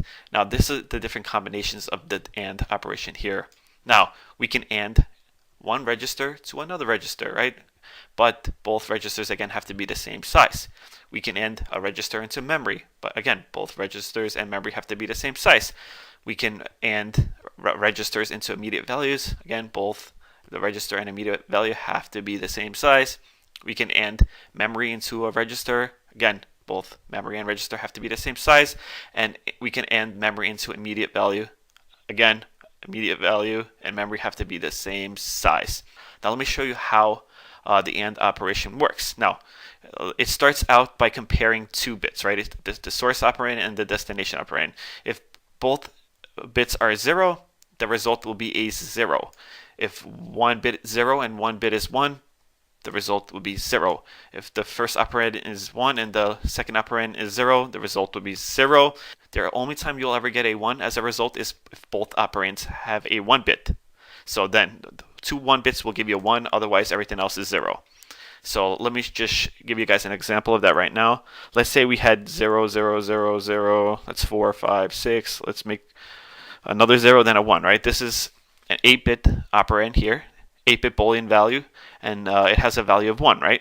Now, let's say we're ANDing another 8-bit Boolean value down here. Let's say let's type in 0, 0, 0, 0, 0, 0. Let's make this a 1, 0, 1, right? Now, the result of this here, let's go back. Now, 2 zeros again make a 0, right? 2 zeros make a 0, 2 zeros make a 0, 2 zeros make a 0, 2 zeros make a 0. 1 0 and 1 make a 0. 2 zeros make a 0. Now, when we get to a point where there are 2 1 bits, then that's the only time the result will have a 1. So when you AND this with this, you get this 1. So here, this is this has a value of 1, right? This Boolean value is a value of 1 here. Over here, this Boolean value has a value of, let's say, 1. This is the second bit. This is the third bit, which is a 4. So 4 and 1 is 5, right? So this has a value of 5. And then when you AND 5 and 1, you get a 1. Pretty neat, right? All right, let's open up MU8086, right? Let's first start off by moving some values in some 8-bit registers. So let's move into, let's say, AH, a Boolean value of 0, 0, 0, 0, 0, 0, 0, 1, right? That's an 8-bit value. So 1, 2, 3, 4, 5, 6, 7, 8, and this is a 1 in binary, right? So now let's move into, let's say, BH, because BH is another 8-bit register. Let's move 0, 0, 0, 0, 0. Oh, let's make this a 1, 0, 0, 1. Actually, let's use the same example that we used before. Let's make this a 0, and let's make this a 1, right? So now, we know this is 1, we know this is 5 in binary, right? But when we AND the two together, we should get the result of a 1. So let's AND AH, because AH is going to be the destination operand, so AH is going to store the AND results. Use a comma, then we want to AND it with BH, right? So let's hit emulate. Now, first step here, we're going to move into AH, the binary. Oops, you know what I forgot to do? Let's close this here. I forgot to add B at the end of this 8-bit binary value here, because that lets the program know that this is a binary value. And we have to do the same thing with this one here. So when you're working with binary values, you make sure you use a B at the end. If you're working with hexadecimals, you make sure you use the H, and so on and so forth. Let's hit emulate. Our first step here is going to move a binary value of 1 into AH, right? So let's hit next step. As you can see, AH over here has a value of 1. Now the second step should move a value of 5 into BH, right? So let's hit next step. BH here has a value of 5, right?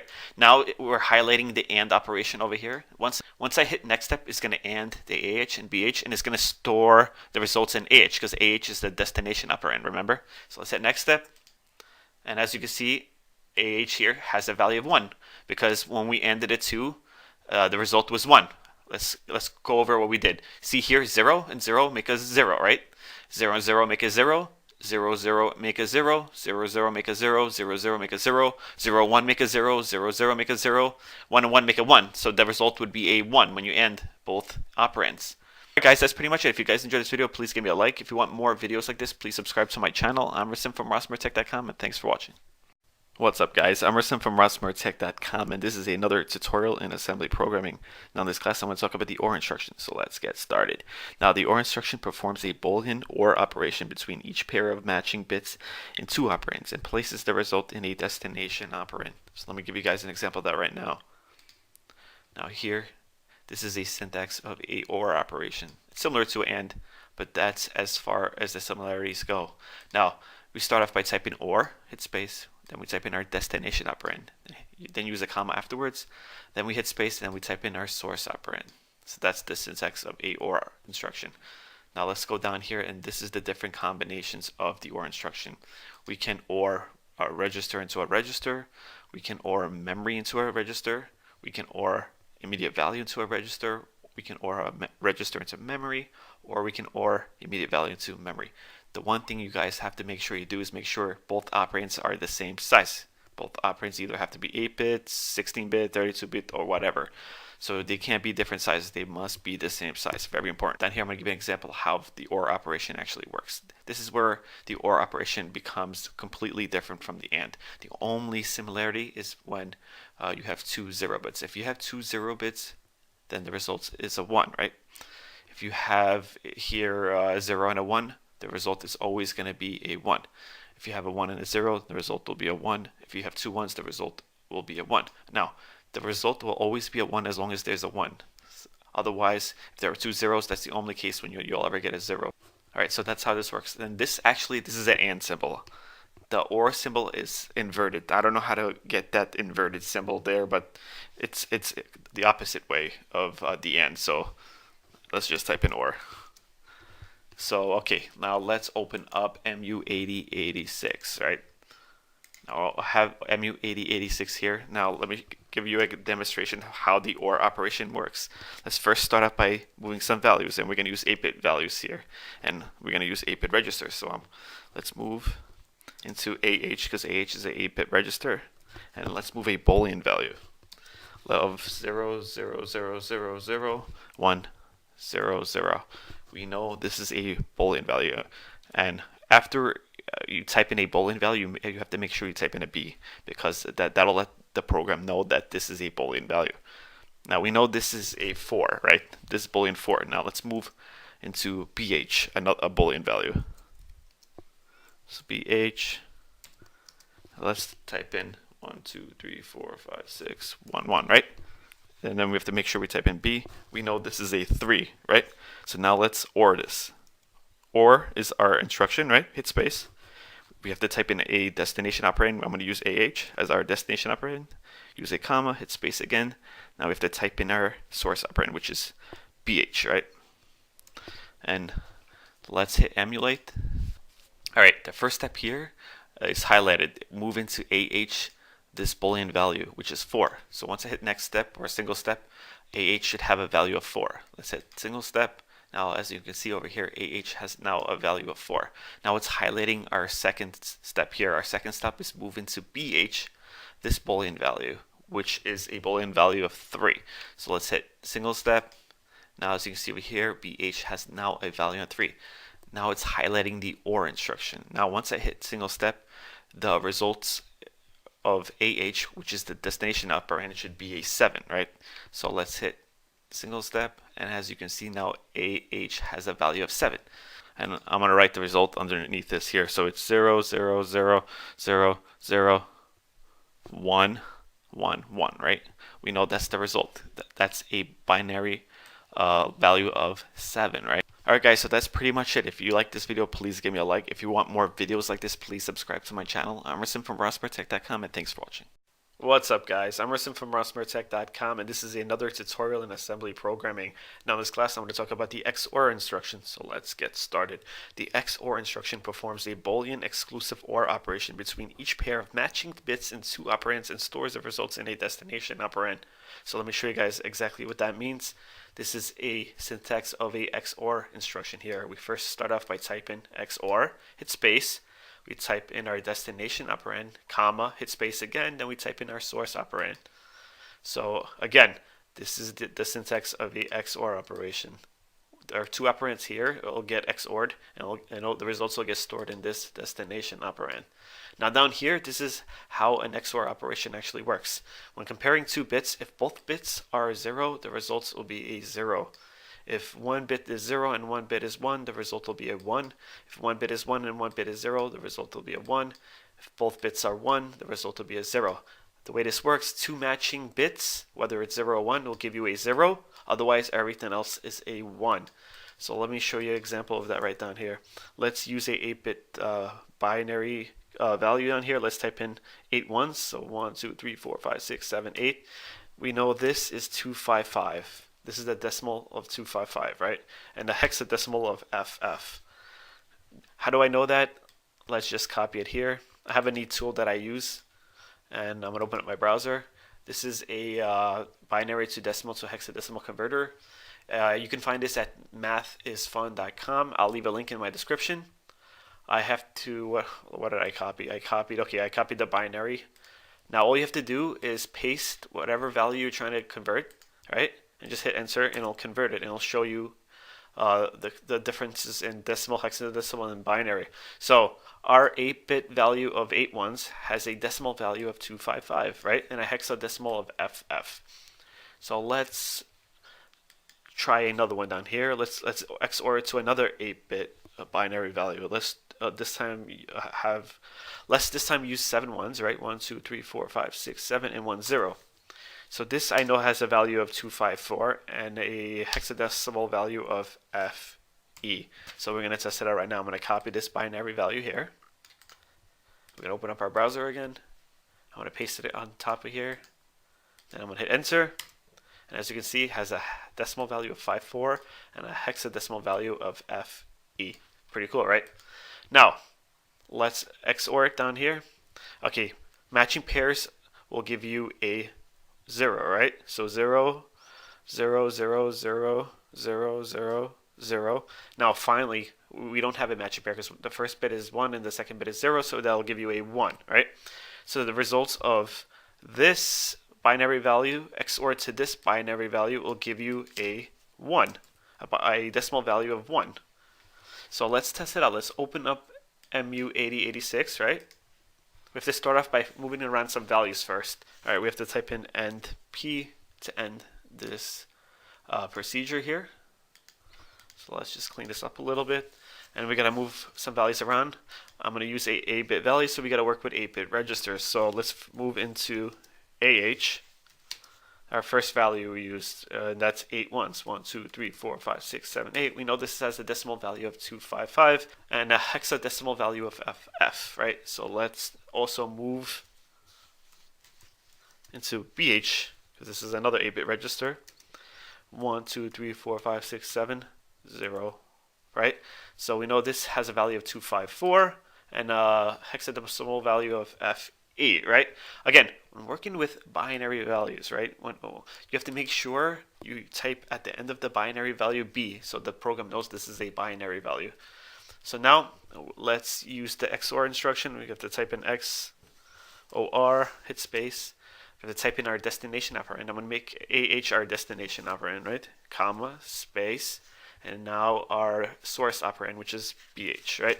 So these two binary values are going to XOR and the results will be stored in AH, right? So let's hit emulate. Our first step here is highlighted. Move into AH, this value here. This value should have a binary value of 255 and a hexadecimal value of FF. So let's hit next step and see what happens. See, over here, AH has a hexadecimal value of FF, or a decimal value of 255. Now our second step is highlighted. Move into BH. 111111101. I'm sorry, 1111110. This has a decimal value of 254 and a hexadecimal value of FE. Let's hit single step, and as you can see, our BH register now has a value of FE. Now our last step here is highlighted, right? Our XOR instruction, and we're XORing this binary value with this binary value. And the results should be stored in AH. So let's hit next step, and the results were stored in AH here. Now AH has a value of 1 because this binary value here XORed with this binary value will give you a value of 1. And let me just demonstrate that again. Let's close this here. Let's hit enter. Okay, we know again 2 matching bits will give you a 1. I'm sorry, 2 matching bits will give you a 0. 0 again, 0, 0, 0, 0, 0. Now we come to the end and we have 1 and we have a 0. So that's a 1. So these two XORed gave me a value of 1. And that's pretty much it. If you guys enjoyed this video, please give me a like. If you want more videos like this, please subscribe to my channel. I'm Rustam from RustamProTech.com, and thanks for watching. What's up, guys? I'm Rustam from RustamProTech.com, and this is another tutorial in assembly programming. Now in this class I'm going to talk about the NOT instruction, so let's get started. Now the NOT instruction is really simple to do, so this is going to be a quick tutorial. So the non-instruction, basically what the non-instruction does, it inverts the bits of a operand. So ones will be zeros and zeros will be ones. So I'll give you an example of that right here. Let's say you want a not a 8-bit binary value, and this is the binary value. Let's say it's 0, 0, 0, 0, right? Then 4 ones, 1, 2, 3, 4. So when you use the not instruction, and this is the value that you're using the not instruction on, the results would be 1, 1, 1, 1, 0, 0, 0, 0. All ones would be zeros and zeros would be ones, basically. It just inverts it. So let me show you the syntax of a not instruction. We start off by typing not, then our operand, which if it's a register or memory, it doesn't matter. But first, let's move some values around. Let's move into AH, because AH is a 8-bit register, and we're going to use an 8-bit binary value. Let's move into AH, this binary value of 0, 1, 2, 3, 4, 5, 6, 0, right? This is a 8-bit value. So let's count 1, 2, 3, 4, 5, 6, 7, 8. Since it's a binary value, we have to make sure we type B at the end of this so the computer knows that it's a binary value. So now let's use the not instruction. So this is the syntax of a not instruction. We type in not, then our operand. In this case, our operand is AH. So again, all the not instruction does is it inverts the bits of a operand. So ones will be zeros and zeros will be ones. So let's hit emulate, right? We're moving into AH, our binary value here. It's highlighted, so single step. So now the not instruction is highlighted and our operand is AH. Let's hit single step again. Now our AH register has a hexadecimal value of 81. Let's find out what 81 is. Let's open up our browser. And here I have a binary to decimal, so hexadecimal converter. This is from mathisfun.com. I'm going to leave a link to this in my description if you guys want to use it. So all you have to do is copy and paste it to where it applies, and it'll convert it throughout. So now let's paste it here on hexadecimal, then hit enter. Our hexadecimal value of 81 is this binary value here. So let's make sure that this is our binary value inverted, right? Let's just copy this here. And let's paste it on our code here. So as you can see, this is just the inverted version of our binary value, and that's all the not instruction does. So pretty simple, right? So that's pretty much it for this video. If you guys like this video, please give me a like. If you want more videos like this, please subscribe to my channel. I'm Rustam from rossmertech.com, and thanks for watching. What's up, guys? I'm Rustam from rossmertech.com, and this is another tutorial in assembly programming. Now in this class I'm going to talk about the test instruction, so let's get started. Now what is the test instruction? Well, the test instruction is basically exactly the same as the AND instruction. The only difference is the test instruction does not affect the destination operand, and I'll explain to you exactly what I'm talking about. The test instruction is really only used to test whether or not bits are 1 or not 1, and I'll show you right now. Let's start off by moving around some values. Let's move into AH because AH is a 8-bit register, and I'm going to use a 8-bit binary value.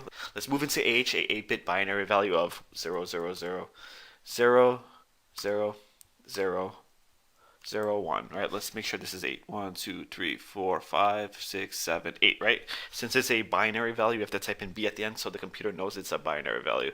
Now again, we moved into AH, this binary value here, which is a value of 1. So now let's use the test instruction. We have to start off by typing in test. Test is the instruction. And hit space. Now we're going to type in our destination operand, which is AH. Use a comma. Now, we know that AH has this binary value here right now because we moved this into AH, right? So now we got to give it another binary value to test against, right? So let's give it the same value. So let's just type in 0, 0, 0, 0, 0, 0, 0, 1, B, right? And it's going to test against AH, so it's the same value. So it's going to basically AND both operands, right?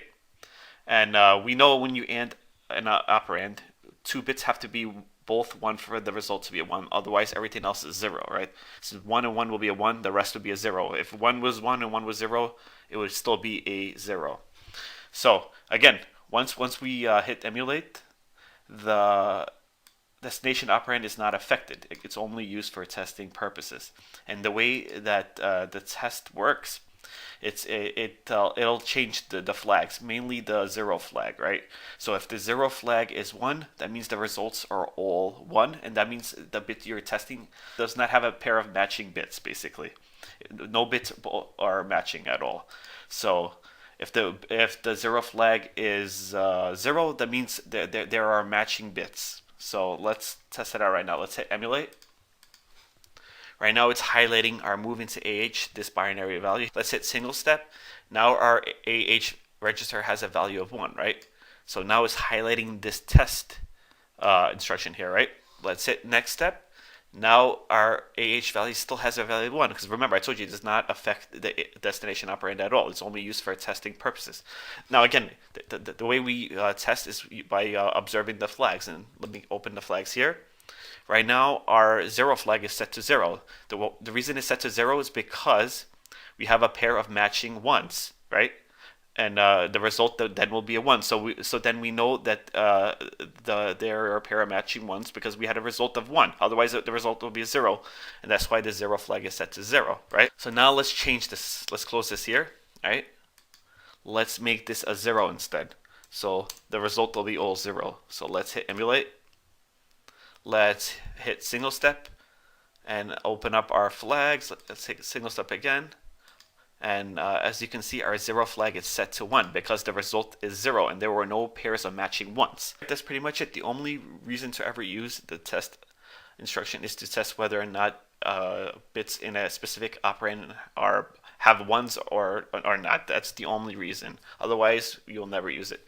But that's pretty much it. If you guys enjoyed this tutorial, please give me a like. If you want more videos like this, please subscribe to my channel. I'm Rasim from rossmertech.com, and thanks for watching. What's up, guys? I'm Rasim from rossmertech.com, and this is another tutorial in assembly programming. Now in this class, I'm going to talk about the compare instruction. So let's get started. Now, what is the compare instruction? The compare instruction performs a implied subtraction of the source operand from the destination operand. Neither the source or the destination operand are affected. So let's open this up here. So this is the syntax of a compare instruction here. We start off by typing in CMP, hit space. We type in our destination operand, comma, hit space again, then we type in our source operand. Now, the way this works, the source operand is subtracted from the destination operand, and only the flags are affected. All right, we only really use the compare instruction only with conditional jumps. When combined together, they make the assembly programming language equivalent of an if statement. So I'm going to talk more about conditional jumps in my next class, but these are how the flags are affected right here. If our destination operand is less than our source operand, the 0 flag is 0 and the carry flag is 1. If our destination operand has a greater value than our source operand, then both the 0 flag and carry flag have a value of 0. If our destination operand is equal to our source operand, and then our 0 flag would be 1 and our carry flag would be 0. Alright, so let me show you how that works in MU8086. So I'm going to open that up right now. Let's start off by moving around some values. Let's move into AX, because AX is a 16-bit register and I want to use some 16-bit values. Let's move into AX, the value of 500, right? So now let's move into BX, the value of, let's say, 200, right? So now we moved into AX, the value of 500. We moved into BX, the value of 200. Now let's use the compare instruction. We start off by typing in CMP, because this is the compare instruction. Hit space. We have to give it a destination operand. I'm going to use AX as our destination operand. We're going to type in comma, hit space. Now we're going to type in our source operand, which is BX, right? So now AX has a value of 500, BX has a value of 200. Now AX has a greater value than BX. So if our destination operand has a greater value than our source operand, both the 0 flag and the carry flag would be set to 0. So let's test it out. I'm going to hit emulate.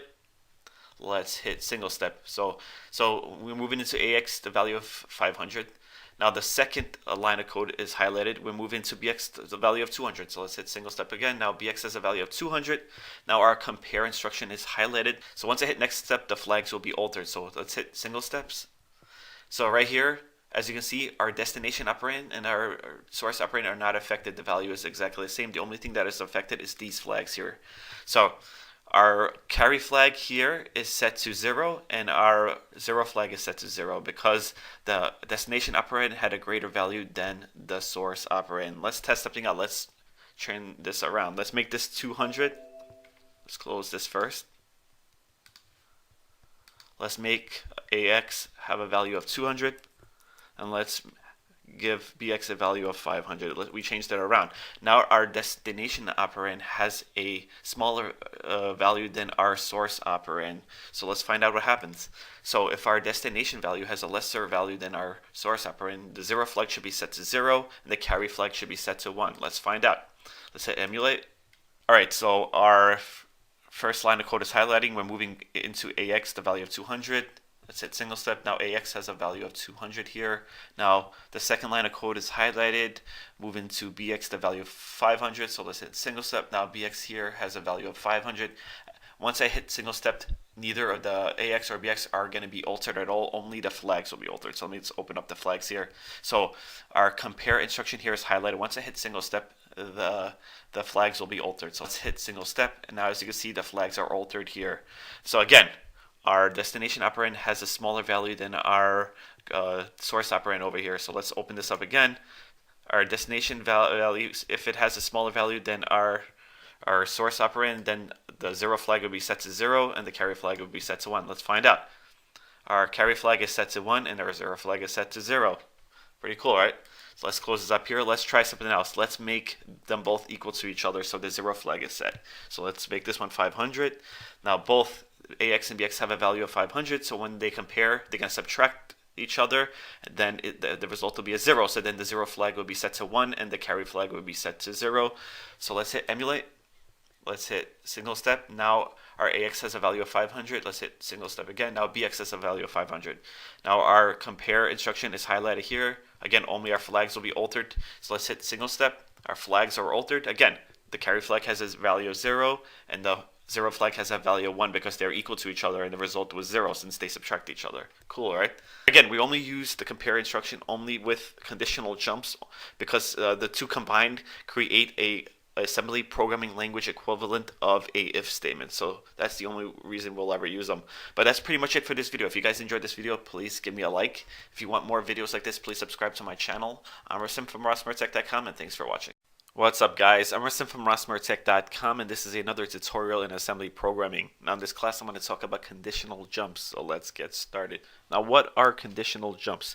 Well, conditional jumps are just jumps that only will jump if a certain condition is met, and they look at the registers. If a certain register meets their condition, then they'll jump. We use the conditional jumps together with the comparison instruction. With the comparison instruction, CMP, we can compare operands. Now, then the flags are affected. The two operands are not affected. So the only thing affected are flags. So then the jump instruction, the conditional jump instruction, looks at the flags. If the certain if the certain condition is met, then the jump happens. If not, then the program continues normally. So these are some of the conditional jump instructions. There are more. I'm going to talk more about those conditional jumps in the next class, but we're gonna work on these today. So the first one is JC, jump if carry. So basically, if the carry flag is set to 1, then you will jump. Then next one is JNC, jump if not carry. So if the carry flag is not set, if the carry flag is clear, then you will jump. The next one is JZ. This is the one that most people use. JZ is jump if 0. So if the 0 flag is set, then the jump happens. The next one is JNZ, jump if not 0. So if the 0 flag is not set and the 0 flag is clear, then you will jump. So again, we use the jump instructions together with the comparison instruction, right? And the comparison instruction compares operands. If then the operands are not affected, but the flags are affected, then the jump instruction looks at the flag. If that certain flag that it's looking at is set, then the jump happens. If it's not set, then it won't happen. So I'll show you how that works right now. We have to start off by moving around some values. Let's move into AX, the value of 5, right?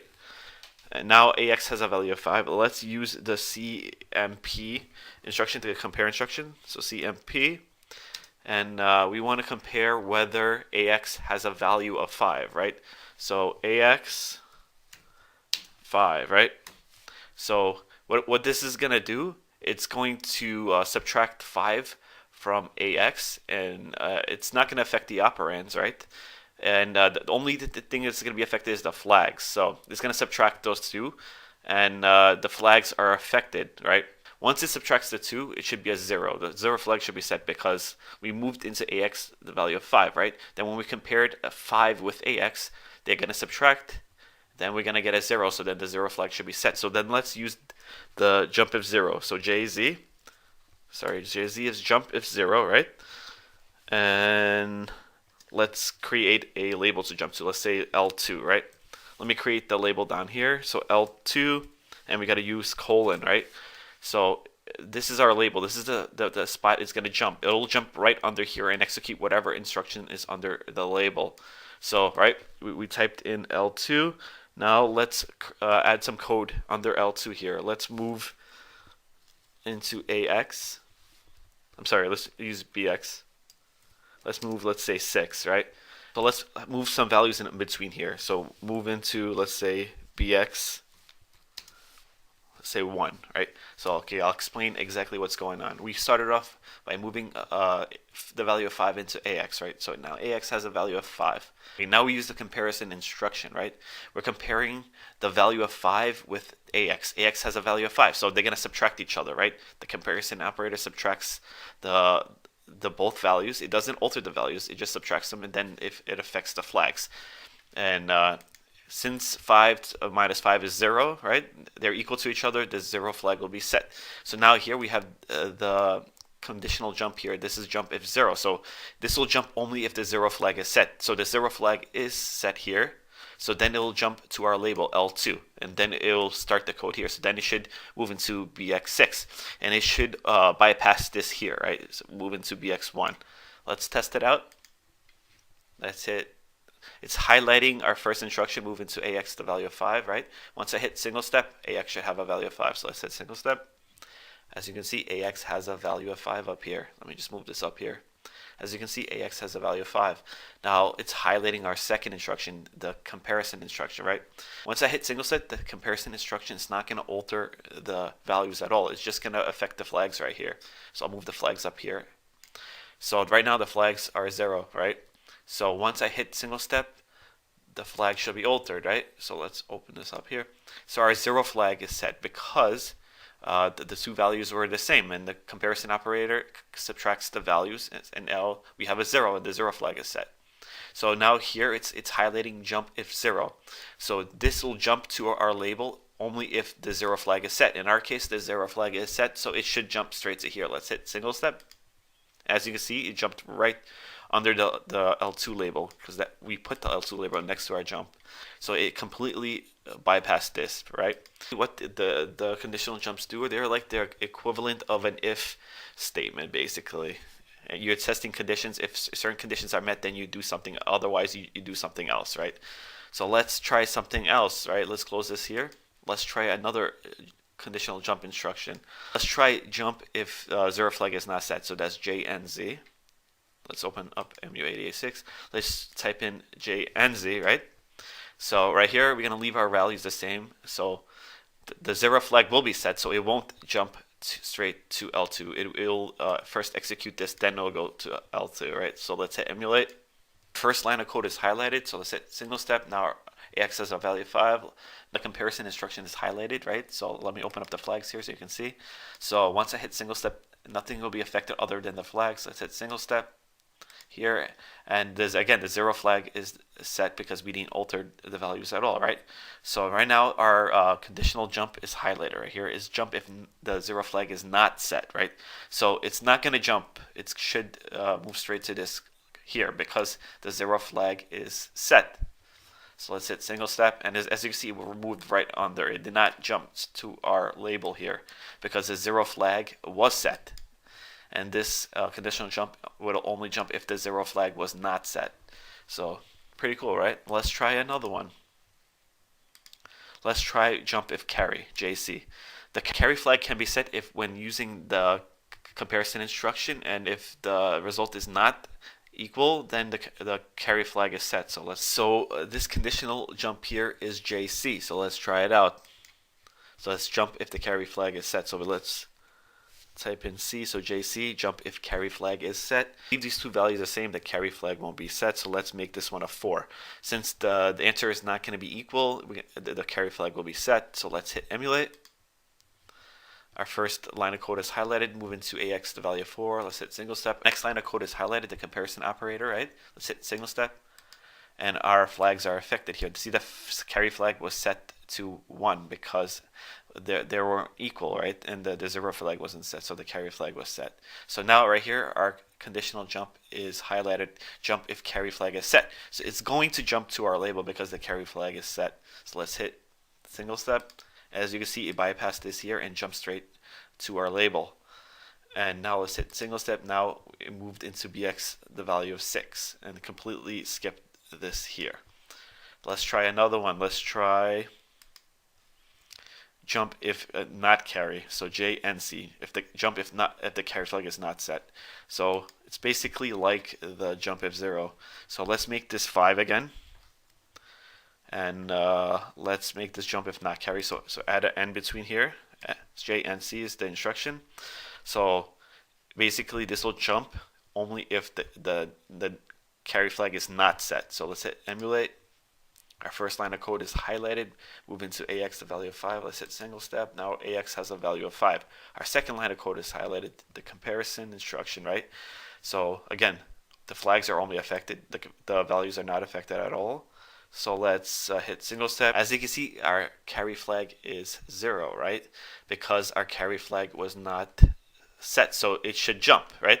So let's hit single step, and it jumped because the carry flag was not set.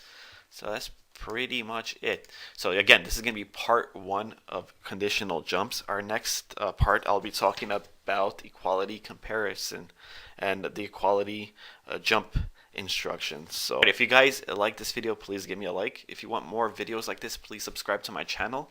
I'm Rasim from RasMurtech.com, and thanks for watching. What's up, guys? I'm Rasim from RasMurtech.com, and this is another tutorial in assembly programming. Now in this class, I'm going to talk about conditional jumps based on equality. So let's get started. Now, what are conditional jumps based on equality? If you guys watched my last class on conditional jumps, you learned that JZ, JNZ, and so on and so forth, they base their jumps on the status flags, right? It'll compare two operands, and if the status flags meets the certain criteria of that jump, then the jump will happen, otherwise the jump won't happen. They do the same thing, but the difference is they don't look at the status flags at all. They just base their jumps on whether or not two operands are equal. If two operands are equal in the case of JE, then the jumps happen. Now, JE is equivalent to JZ. Again, if the only difference is JE just jumps based on the two operands. If they're equal, then they jumps. Now, JNE jumps if the two operands are not equal. So if the two operands are not equal, then the jump happens. Now this is JCXZ. This is jump if CX is 0, and I'll show you how that works in a second. Let's open up MU8086. Let's start off by moving around some values. Let's start off by moving into AX, the value of 100. Let's move into BX, the value of 100. So now we have an AX value of 100, and BX we have a value also of 100. Alright, so let's use the compare instruction, CMP, and let's compare AX with BX, right? So it's going to compare AX with BX, and it's going to subtract the two, basically. That's how that works. So let's use JE, jump if equal, right? And we have to create a label. Let's just say L2, right? So down here, let me create the label L2, and we have to end it with a colon. Remember, every time you're creating a label, you have to end it with a colon. Alright, so under this label, let's move around some values. Let's move into, let's say, DX, the value of 6, right? And underneath this JE instruction, let's give it some value too. Let's say move into DX, the value of 1, right? So let's clean this up a little bit. Alright, so from the top again, we moved into AX, the value of 100, right? Now we moved into BX, the value of 100. So AX and BX both have a value of 100. So now we use the compare instruction. We're comparing AX with BX, right? So now the jump instruction is down here. So it's jump if equal. So it'll jump to label L2 if the AX and BX are equal. It knows if they're equal because we use this jump instruction. And now it'll compare AX and BX, and it does not look at the status flags, and it'll jump if both operands are equal. In this case, both operands are equal, so the jump will happen. So let's open up this emulator here. Let's first off, let's move this up here, and let's move this up here. All right, so now again, it's not gonna look at the status flags at all. Let's hit single step. Now our AX has a value of 100, right? Now let's hit single step. Our BX has a value of 100. By the way, this over here, it's 64 because this is the hexadecimal of 100. This is 64 again because this is the hexadecimal of 100. So AX and BX both have a value of 100 over here. So now the compare instruction is highlighted. Once I hit single step, it's going to compare the two. Now our jump instruction is highlighted, right? So it'll look at both operands. If both operands are equal, it's going to jump to label 2, and this is label 2, right? And it's going to highlight the first instruction in label 2, and it's going to bypass this instruction here. So let's hit single step, and as you can see, it bypassed this instruction. It's because both operands were equal, and it would jump straight to the label. And in this case, it's label L2, and it's highlighting the first instruction under the label. So once we hit single step, DX should have a value of 6. So let's hit single step. Now DX here has a value of 6. So let's try another one. Let's open this up here. Let's try JNE, jump if not equal, right? So let's keep both operands the same value, but let's just add an N in the middle here between J and E. So now we have to first close this here. All right, so let's start off by making this JNE, jump if not equal, right? So it's going to do the same thing, right? In this case, the operands are equal, so the jump should not happen. So let's hit emulate. So our first line of code is highlighted. Move into AX, the value of 100. Hit single step. AX has a value of 100. This is just the hexadecimal value of 100 here, 64. All right, the next step is highlighted. Move into BX, the value of 100. Let's hit single step. Now BX has a value of 100. The compare instruction is highlighted. So let's move single step. Now the jump if not equal instruction is highlighted. So this will only jump if both operands are not equal. In this case, both operands are equal, so the jump won't happen. So let's hit single step, and as you can see, the jump did not happen. It just moved to the instruction right underneath. All right, so now let's make them not equal to each other. So let's first close this. Let's make them not equal to each other. Let's make this one 200, right? So now they're not equal to each other, so the jump should happen. So let's hit emulate. So our first instruction is highlighted. Move into AX, the value of 200. So let's hit single step. Now AX has a value of 200. This C8 is a hexadecimal of the value of 200. So our second line of code is highlighted. Move into BX 100. Let's hit single step. Now our BX has a value of 100. So the compare instruction is highlighted. So let's hit single step. Now we're highlighting our jump if not equal instruction here. So it'll jump if both operands are not equal. So in this case, both operands are not equal, so the jump should happen. It should bypass this instruction and jump straight to this one here. So let's hit single step, and as you can see, it jumps straight to this instruction here and bypass this because both operands were not equal. So that's how that works. Let's try the last one here, JCXZ, jump if CX is 0. So I'll show you how that works right now. All right, let's delete this here. I'm just going to delete all this. And let's move around some values. So let's move into CX, the value of, say, 1, right? Let's move into AX, let's say the value of 1. So AX and CX have a value of 1. Now let's use the subtract instruction. SUB is the subtract instruction. Let's subtract CX. We want CX to be the destination operand because CX has to be altered, right? This jump is going to be based on whether or not CX is equal to 0 or not. So let's subtract CX with AX, and we want CX to be the destination, right? Let's use the JCXZ instruction, jump if CX is 0, right? So in this case, CX is 0. And let's create a label L2, right? Again, and let's also create the label down here, L2, comma, L2 colon, and let's give it some values underneath this label. So let's move into, say, dx, the value of, let's say, 1. And under here, let's give some values under this jump here. Let's say move into dx, let's say 6. Let's start from the top. We moved into cx the value of 1, right? We moved into ax the value of 1. And we subtract cx with ax. Cx is the destination operand, so the results will be stored in cx. In this case, 1 subtracted by 1 is 0, so cx will have a value of 0, right? So now this jump instruction is right under it. So this jump instruction only jumps if cx is 0. So it'll only jump to L2 if cx is 0, and it will completely bypass this if cx is 0. So in our case, cx is 0, so let's hit emulate and find out.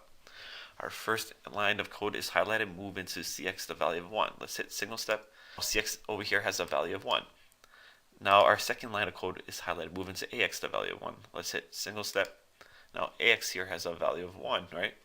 So now it's highlighting our subtract instruction. It's going to basically subtract cx and ax. Cx is our destination operand, so the results will be stored in cx. So 1 take away 1 is 0, so cx should have a value of 0. Now let's hit single step. Now, as you can see, cx right here has a value of 0, right? Because we used the subtract instruction. Now it's highlighting our jump here, jcxc, jump if cx is 0. So in this case, cx is 0, so the jump should happen and it should bypass this instruction here. So let's hit single step, and as you can see, it completely bypassed this instruction and went straight to here. Let's hit single step. Now dx has a value of 1. Let's first close this. Let's make cx have a value of more than 0. So let's make this an add this time. Ax and cx will have a value of 2, and the jump won't happen because this jump is based on whether or not cx is equal to 0. So let's hit emulate. Our first line of code is highlighted, move into cx the value of 1. Let's hit single step. Cx has a value of 1. Our second line of code is highlighted, move into ax the value of 1. Let's hit single step. Ax has a value of 1. Now our add instruction is highlighted, right? So now once I hit single step, it's going to add ax and cx, which both have a value of 1, right? So then it's going to move the results into cx because cx is our destination operand, right? So let's hit single step. And over here, as you can see, cx has a value of 2 because cx is the destination operand. Now our jump instruction is highlighted, jcxc, jump if cx is 0. In this case, cx is not 0 because cx is 2 because we used the add instruction. The jump should not happen, and then we should go straight to this line of code here. So let's hit single step. And as you can see, we move down to this line of code here, move into dx the value of 6. So let's hit single step. Now dx has a value of 6. So that's pretty much it. That's how that works. So if you guys enjoyed this video, please give me a like. If you want more videos like this, please subscribe to my channel. I'm Rasim from rossmartech.com, and thanks for watching.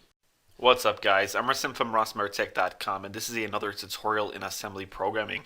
Now in this class, I'm going to talk about jumps based on unsigned comparison. So let's get started. So what are jumps based on unsigned comparison? So here are the jumps based on unsigned comparison instructions here. The first one is JA, jump if above.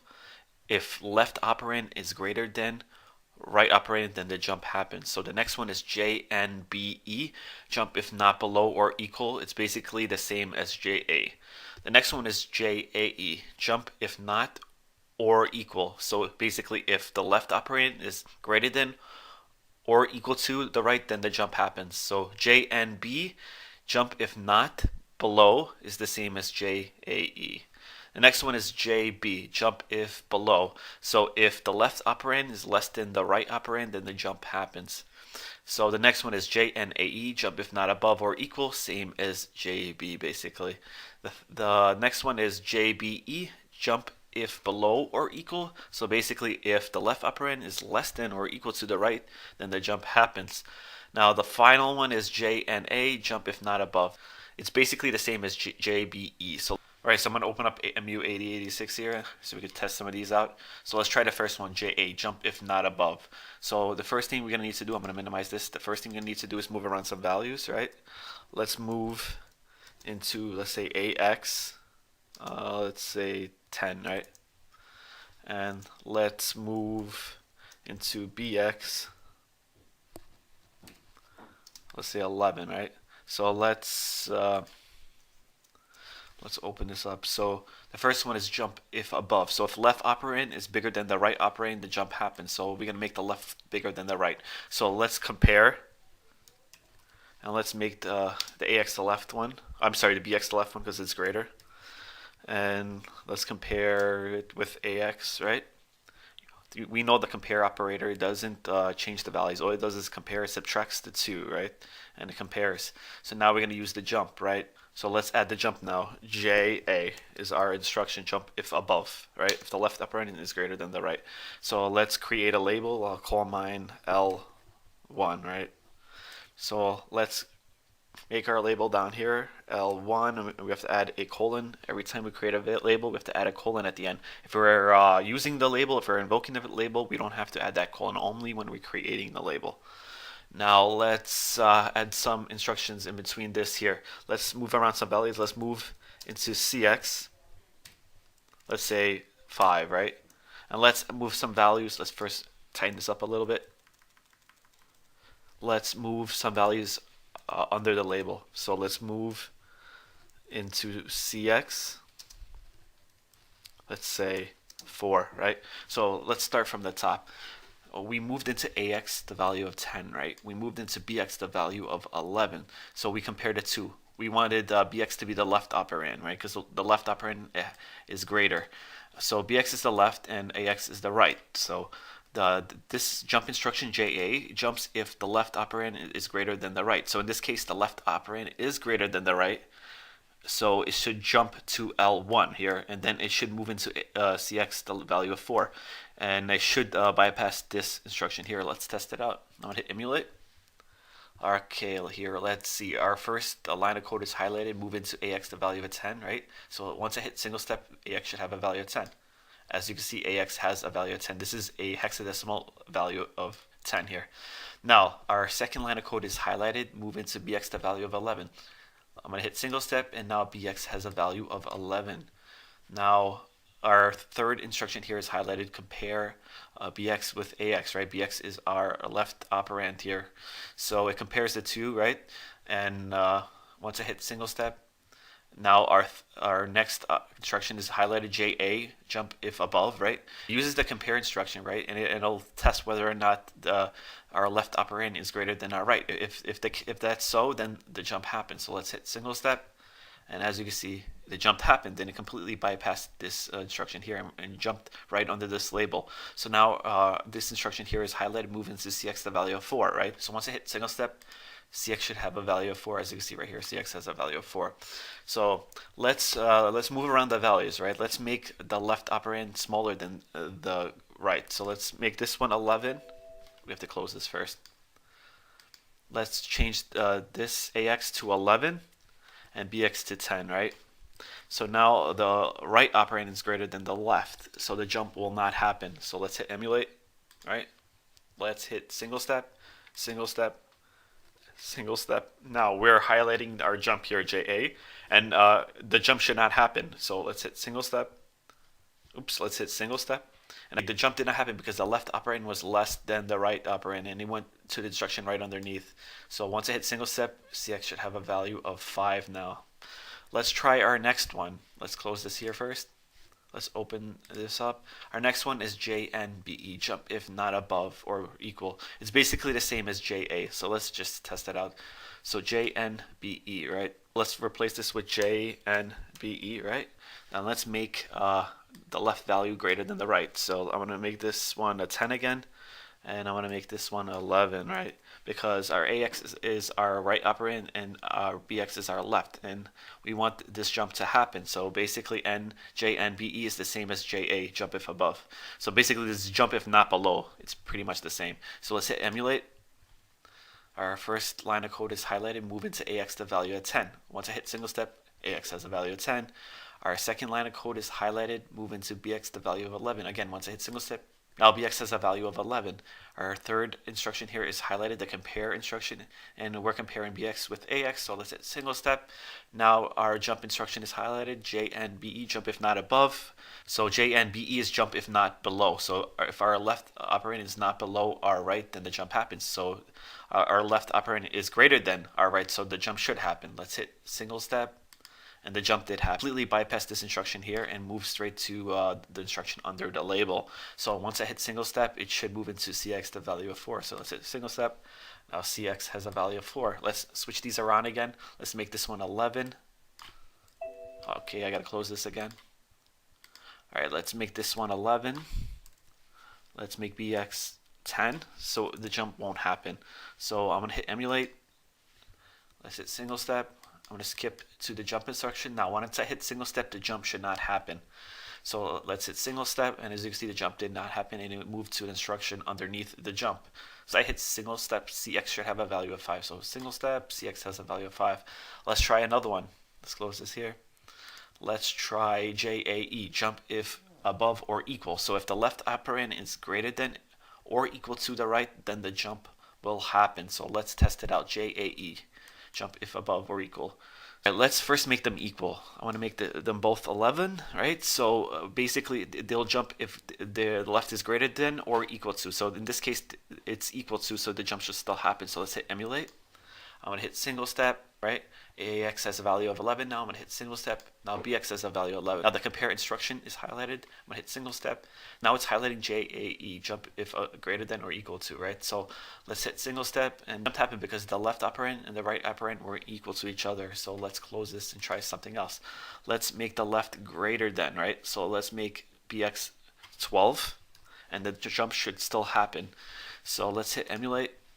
Our first line of code is highlighted, move into AX 11, right? So let's hit single step. Now AX has a value of 11. This is the hexadecimal value of 11 here. So now let's hit single step, and BX should have a value of 12. Now our compare instruction is highlighted, so let's hit single step. Now it's highlighting our jump instruction JAE. So basically, if our left operator is either greater than or equal to the right, then the jump happens. So the left is greater than the right, so the jump should happen. Let's hit single step. The jump happened. Completely bypassed this instruction here. Now it's highlighting move into CX the value of 4. So once I hit single step, CX should have a value of 4, and CX has a value of 4 now. Let's try another one. Alright, so let's try J and B. It's basically the same as JAE. So let's try it. Let's replace this here. J and B, jump if not below, right? So it's basically, alright, so this is basically the same as our previous one, right? So if we leave the values the same, the jump should happen. So we jump if not below. So if the left is not below the right, the jump will happen. So let's hit emulate. Our first line of code is highlighted, move into AX the value of 11. Once we hit the single step, AX has a value of 11. Our second line of code is highlighted, move into BX the value of 12. Once I hit single step, BX should have a value of 12, and it does. Our third instruction here is highlighted, compare BX with AX, right? So now our jump here, jump if not below. So if the left operand is not below the right, the jump will happen. So in this case, it's true. The left operand is greater than the right, so the jump will happen. So let's hit single step. The jump happened. Completely skip this instruction. Now move into CX. The value of 4 is highlighted. So once I hit single step, CX should have a value of 4. So let's close this here. Let's move the values around. Let's make the jump not happen. Let's just make AX greater than BX. So make AX 13, right? So once I hit emulate, our first line of code here is highlighted. Move into AX the value of 13. Let's hit single step. AX has a value of 13. Move into BX the value of 12. Once I hit single step, BX here now has a value of 12.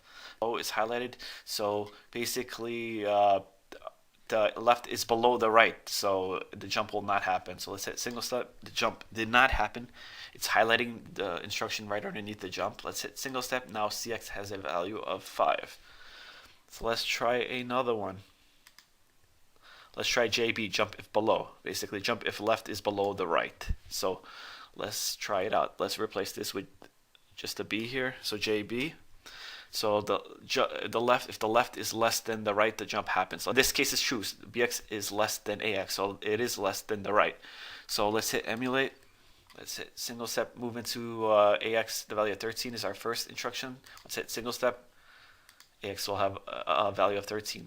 Now our second line of code is highlighted, move into BX the value of 12. Once I hit single step, now BX should have a value of 12, and it does.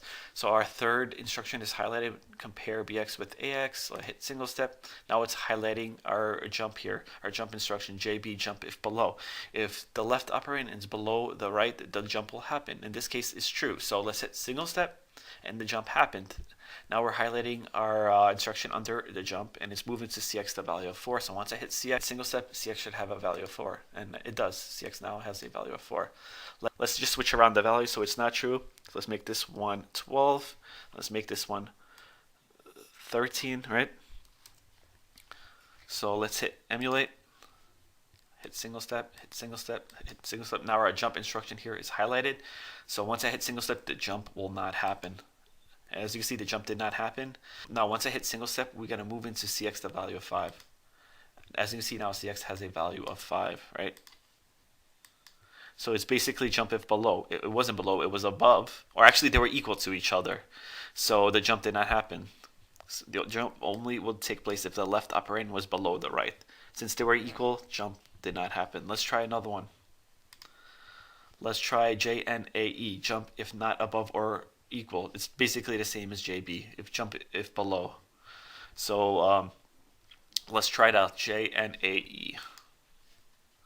JNAE is our instruction, right? So basically it's the same. So let's make our left operand below the right, right? So BX is our left, AX our right. Let's make BX 12. So our left operand is below the right, so the jump should happen. Let's hit emulate. Our first line of code is highlighted here, moving to X the value of 13. So once I hit single step, AX will have a value of 13.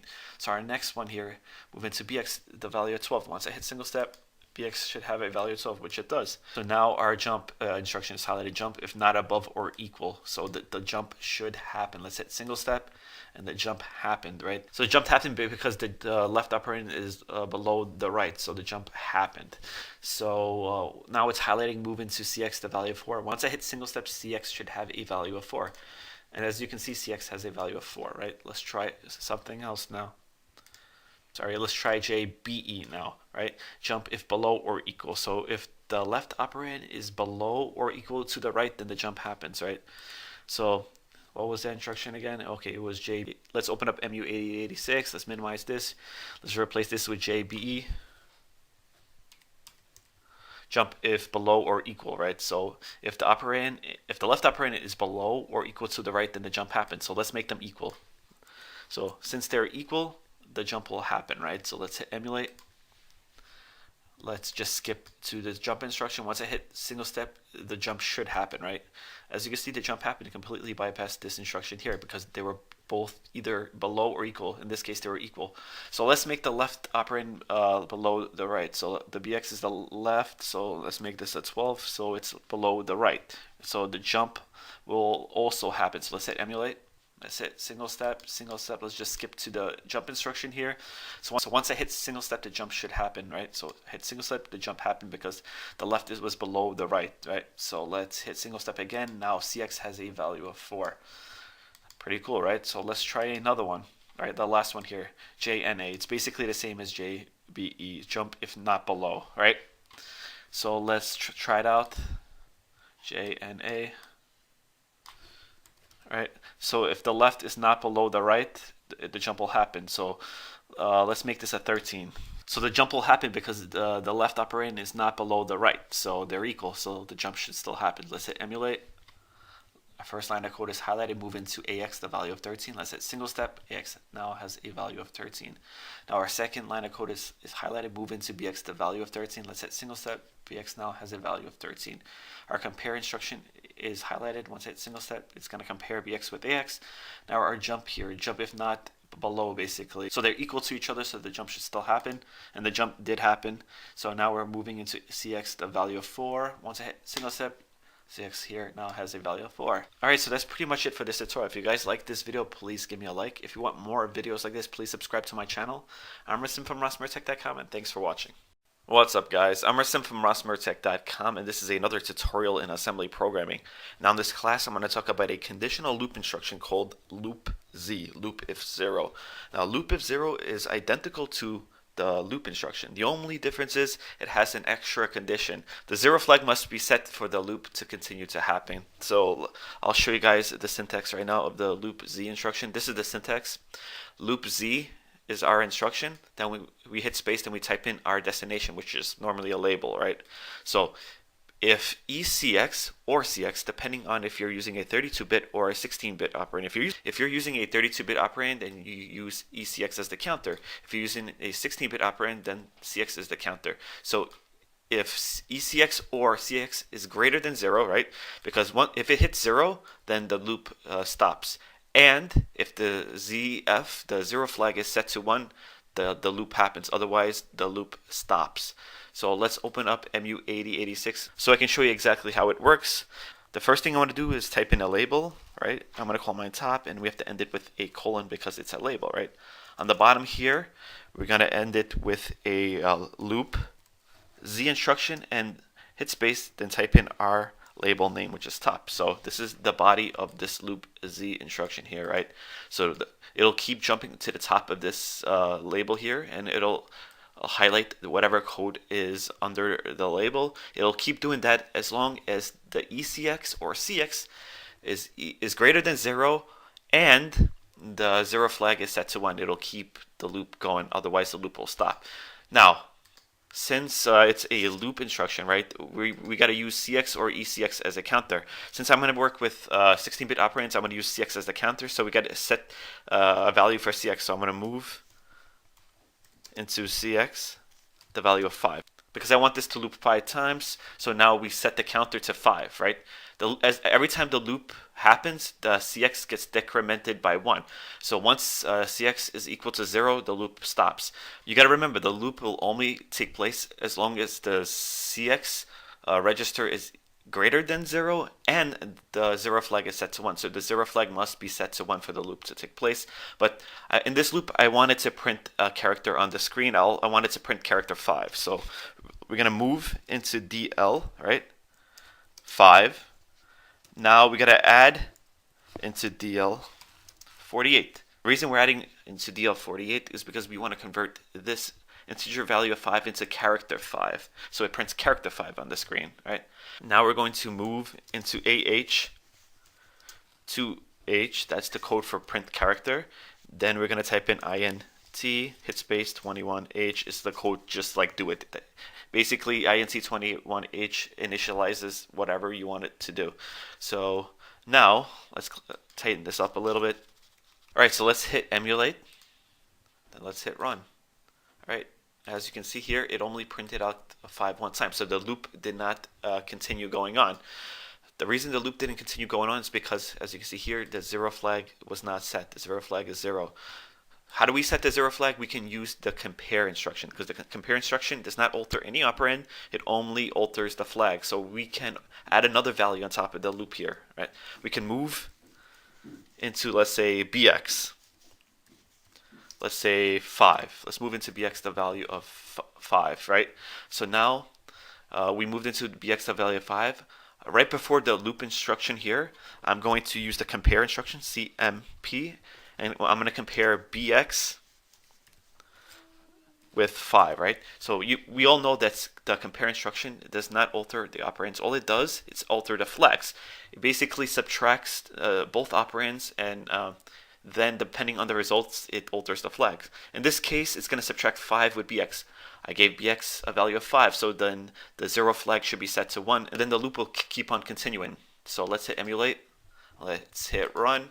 So the loop kept on continuing because the 0 flag was set to 1 because we compared BX with 5 right before the 0 flag. So the 0 flag was always set to 1, and we gave the value of 5 to CX. So every time the loop happens, the CX register gets decremented by 1, and right. So then once the CX register has a value of 0, then the loop stops. So that's why it printed out 5 times. All right, that's pretty much it. If you guys like this video, please give me a like. If you want more videos like this, please subscribe to my channel. I'm Rasim from RosmerTech.com, and thanks for watching. What's up, guys? I'm Rasim from RosmerTech.com, and this is another tutorial in assembly programming. Now in this class, I'm going to talk about another conditional loop called loop E. Now loop E is identical to loop Z. In my last tutorial, I showed you guys how loop Z works. It's completely identical. It means loop if equal, basically if the 0 flag is set. Now, since it's a conditional loop, right? it works almost the same as a regular loop, right? The only difference is it has a extra condition. First, the first condition, we all know that the CX flag is the counter, right? So for the loop to happen, the CX or ECX, depending on if you're using a 16-bit or a 32-bit operand, has to be greater than 0, right? Once the CX register hits 0, the loop stops. But since it's a conditional jump, the 0 flag must be set as well. The 0 flag has to be set for 1, and the CX or ECX register has to be greater than 0 for the loop to continue. So let's open up MU8086. Since this is identical to the loop Z, I'm going to use the same code that I used in my last tutorial, but the only difference is I added a few comments on the side to help us out here.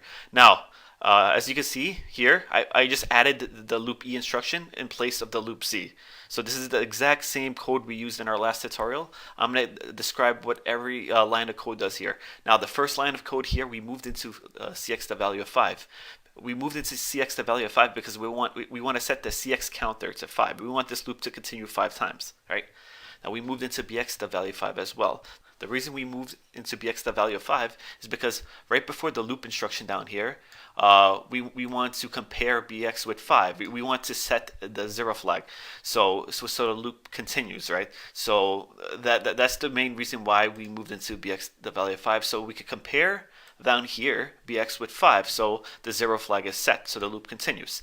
Now over here, this is our loop label, right? This is the label that the loop is going to jump to, and once the loop jumps, it'll highlight the first line of code under the label, which would be move into DL the value of 5.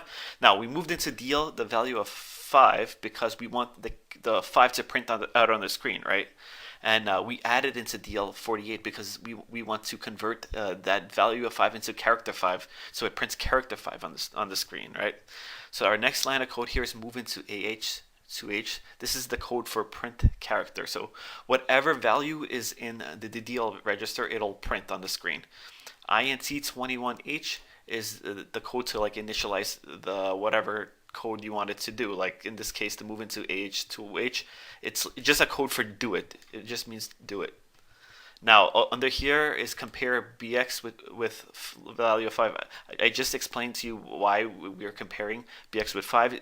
The reason we're comparing BX with the value of 5 is because we want to set the 0 flag, right? The compare instruction sets the 0 flag, so we want the 0 flag to be set, right? The 0 flag would only be set if these two operands are equal. In this case, BX has a value of 5 and we're comparing BX with 5, so they're both equal, so the 0 flag should be set, so the loop will continue. So underneath here we have the loop E instruction, right? Loop if equal, so the loop will happen if, again, CX or ECX is greater than 0. Once it reaches 0, then the loop stops, and if the ZF flag is set to 1. So those two conditions have to be met for the loop to happen. So let's hit emulate, let's hit run, right? And as you can see over here, it printed out 5 times. That's exactly what we wanted it to do. So again, this is pretty simple. The loop E instruction is identical to the loop Z instruction. Basically, it's a loop instruction with a extra condition. The extra condition is the 0 flags have to be set. All right, so that's pretty much it for this tutorial. If you guys like this tutorial, please give me a like. If you want more videos like this, please subscribe to my channel. I'm Emerson from rossmertech.com, and thanks for watching.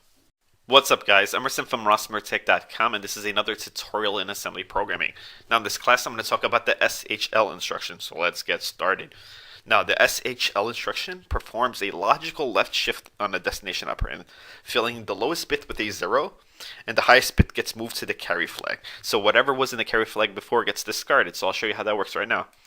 So this is the syntax of a SHL instruction here. We start off by typing in SHL, that's our instruction. We hit space, we type in our destination operand, comma, then we type in our count.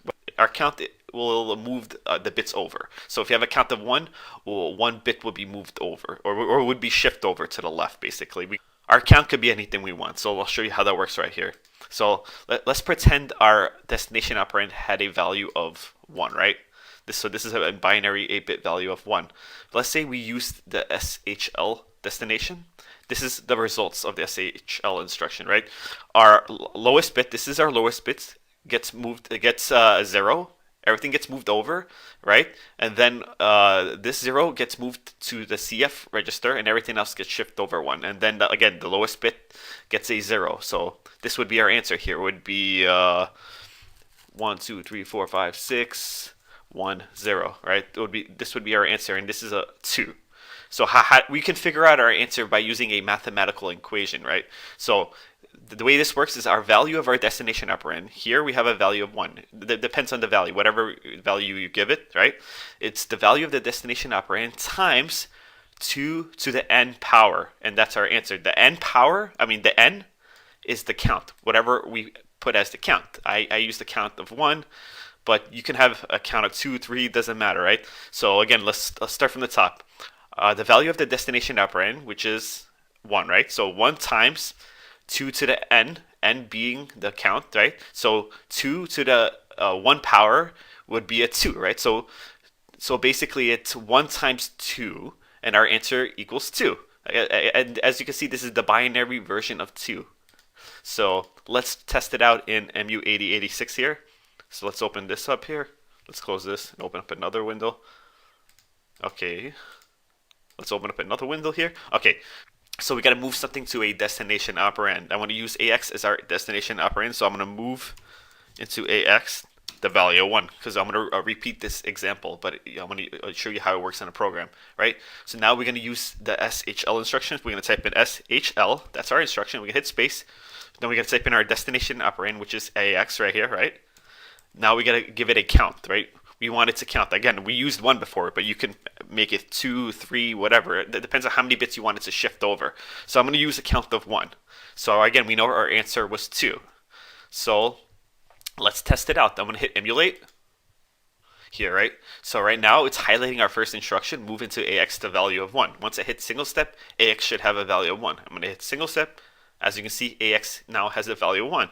So now it's highlighting our second instruction, the SHL instruction here. So we SHL'd the AX register because the AX is our destination, and we use the count of 1. So it's going to shift over 1 bit. So our answer should be 2. So let's hit single step. And as you can see, AX now has a value of 2. Let's try something else out here. So I'm going to show you guys how that works here again. All that's happening is, since we're using a count of 1, right? Our lowest bit should be changed to a 0, right? Our other bits are going to be moved forward, and then our highest bit is going to be moved into CF, and whatever was in CF before gets deleted. So that's how we got 2. If we had a count of 2, if you use a count of 2, these 2 bits would be 0. The 1 would be here, and everything would be shifted over, and then our highest bit would be moved into CF again. So let's test that out right now. So let's use a count of 2, right? So we can use a count of 2, but let me show you what's the answer. So let me show you what the answer would be. So this would be a 1 here. So we know this here. Let's find out what value in binary this binary number is here. So let's copy this. I'm going to open up this web page here, and this is a binary conversion, binary to decimal to hexadecimal converter, and I'm going to leave the link in my description if you guys are interested. But let's paste this onto this binary here so we know what the decimal version of this would be. So let's hit, actually this is not it, let's type in 1. So this is 1, 2, 3, 4, 5, 6, 7, 8. So that's 8 bits, right? So let's hit enter here and see what, and it's a 4, right? So we know this is a 4 here. So let's test it out in the program. So if we use a count of 2 and our destination has a value 1, the answer should be 4. So again, we have a value of 1 in our destination, right? So the value times 2 to the n will give us our answer, the n being the count. So if we use a count of 2, so 1 times 2 to the second power, 2 times 2 is 4. So 1 times 4 is 4. So that's how we got our answer. So let's test it out here. Again, we changed our count of 1 to a count of 2. Let's hit emulate. Our first line of code is highlighted here. Move into AX the value 1. Once I hit single step, AX should have a value of 1. And AX now has a value 1. Our second line of code is highlighted, SHL, right? And we want to SHL our destination, which is AX. AX has a value 1, remember? And we use the count of 2. So let's see what happens. I'm going to hit single step. And now, as you can see, AX has a value of 4 now. So that's pretty cool, right? So that's pretty much it. That's how that works. So that's pretty much it for this video. If you guys like this video, please give me a like. If you want more videos like this, please subscribe to my channel.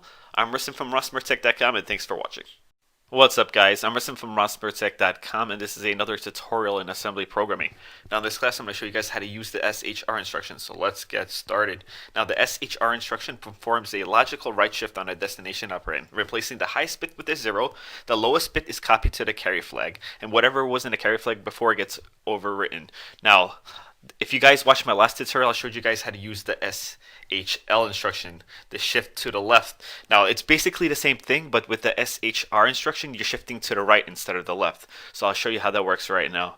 So this is the syntax of a SHR instruction. We type SHR, we hit space, we hit the space button, we type in our destination operand, comma, hit space, then we type in our count, how many counts, how many times we want the shift to happen. So now right here, as you can see, it shifts to the right, not the left. In our last tutorial, like I said, the SHL instruction shifts to the left, this one shifts to the right. Now the highest bit here gets replaced with a 0, everything shifts over right here, and the lowest bit here gets copied to the carry flag. So now let's say we had, I'll use an 8-bit operand as a example here. Let's say we had this here, 4, 5, 6, 1, 0, right? This here, let's make sure it's 8. So 1, 2, 3, 4, 5, 6, 7, 8, right? This is 2 in binary, right? So if we use the SHR instruction here, and we use a count of 1, everything will be shifted over 1, right? So whatever was here will get replaced with a 0. Everything gets shifted over 1. This 1 here will be at the end here, it will be the lowest bit. So this is how it would look here.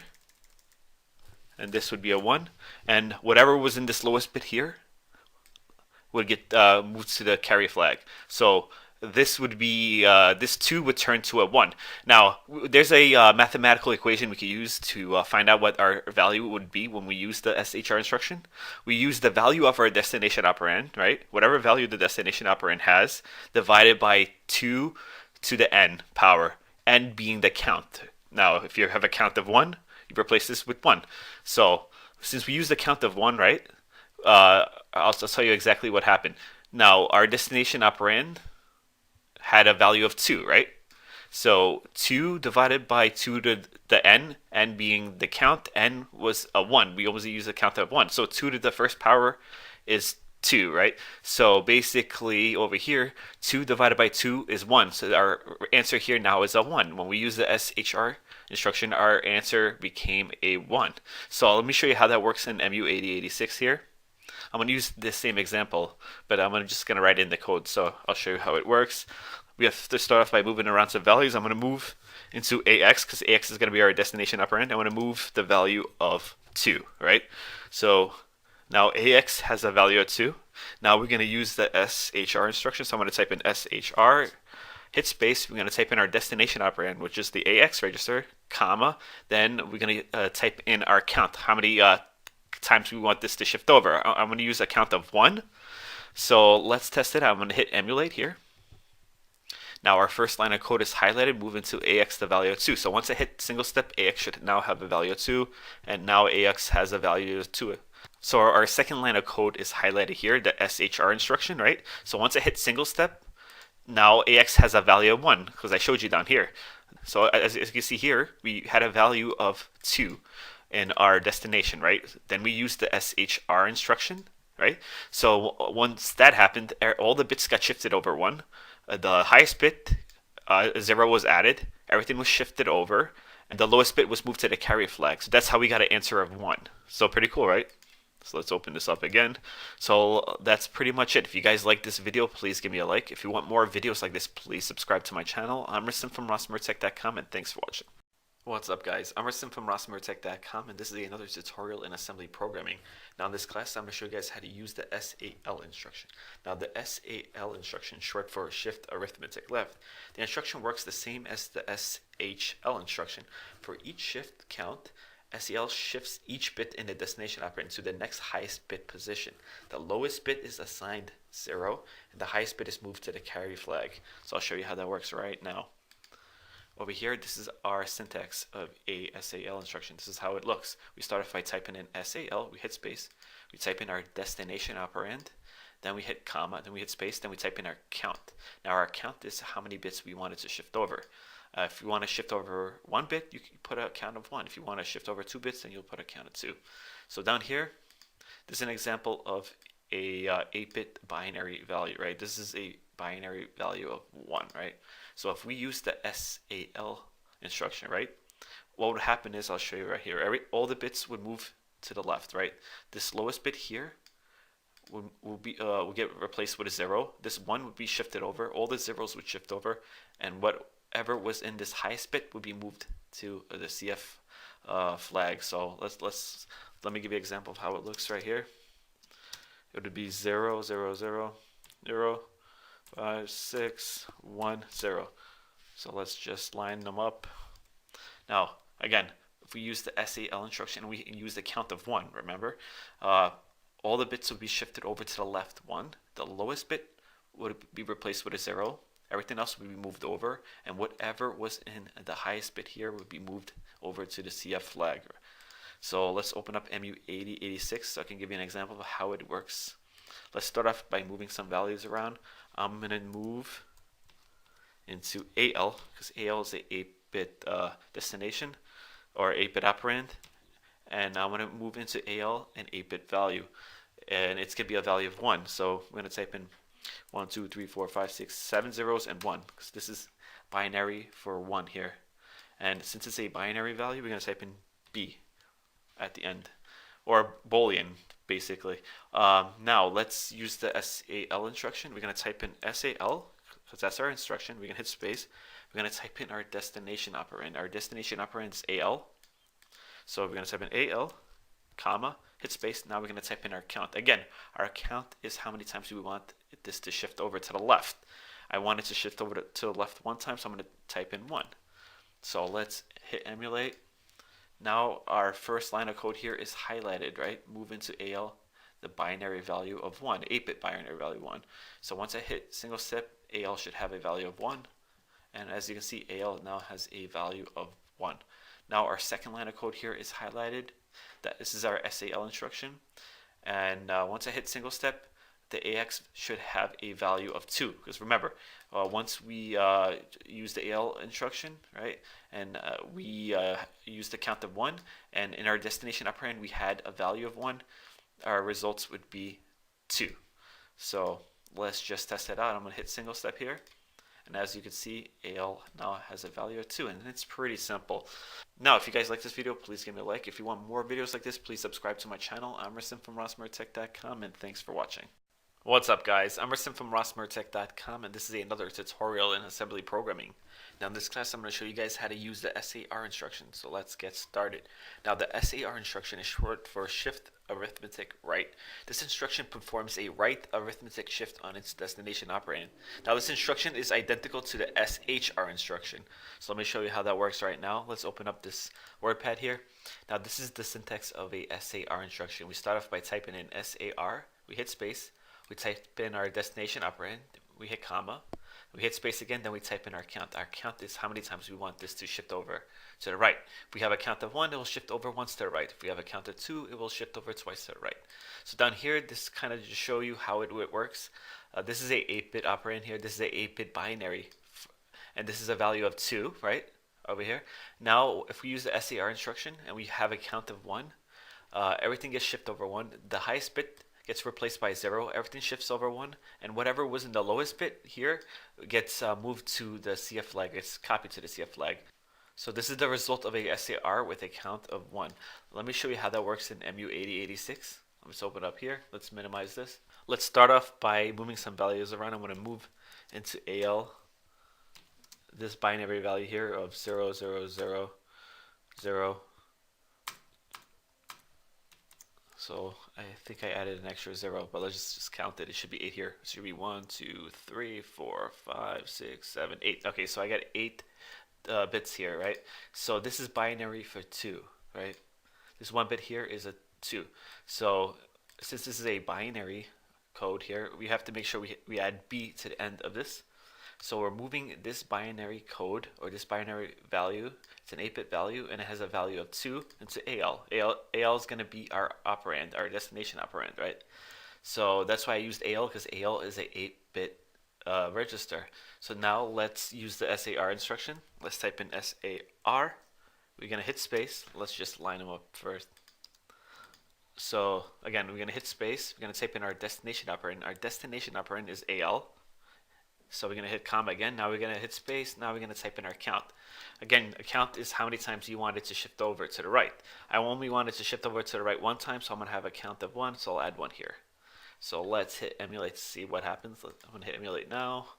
Now our first line of code is highlighted. Move into AL, this 8-bit binary code here, which is a binary code for 2.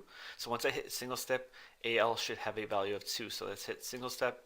As you can see here, AL has a value of 2. Now our second line of code is highlighted, the SAR instruction.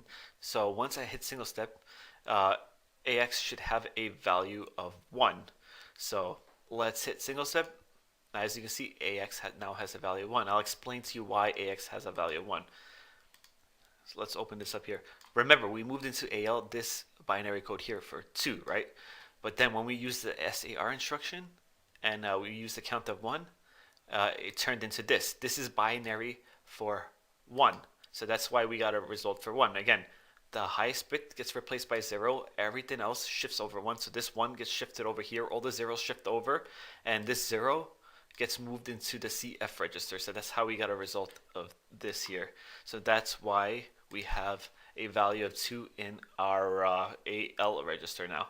So that's pretty much it for this video. If you guys like this video, please give me a like. If you want more videos like this, please subscribe to my channel. I'm Rasim from rossmoretech.com, and thanks for watching. What's up, guys? I'm Rasim from rossmoretech.com, and this is another tutorial in assembly programming.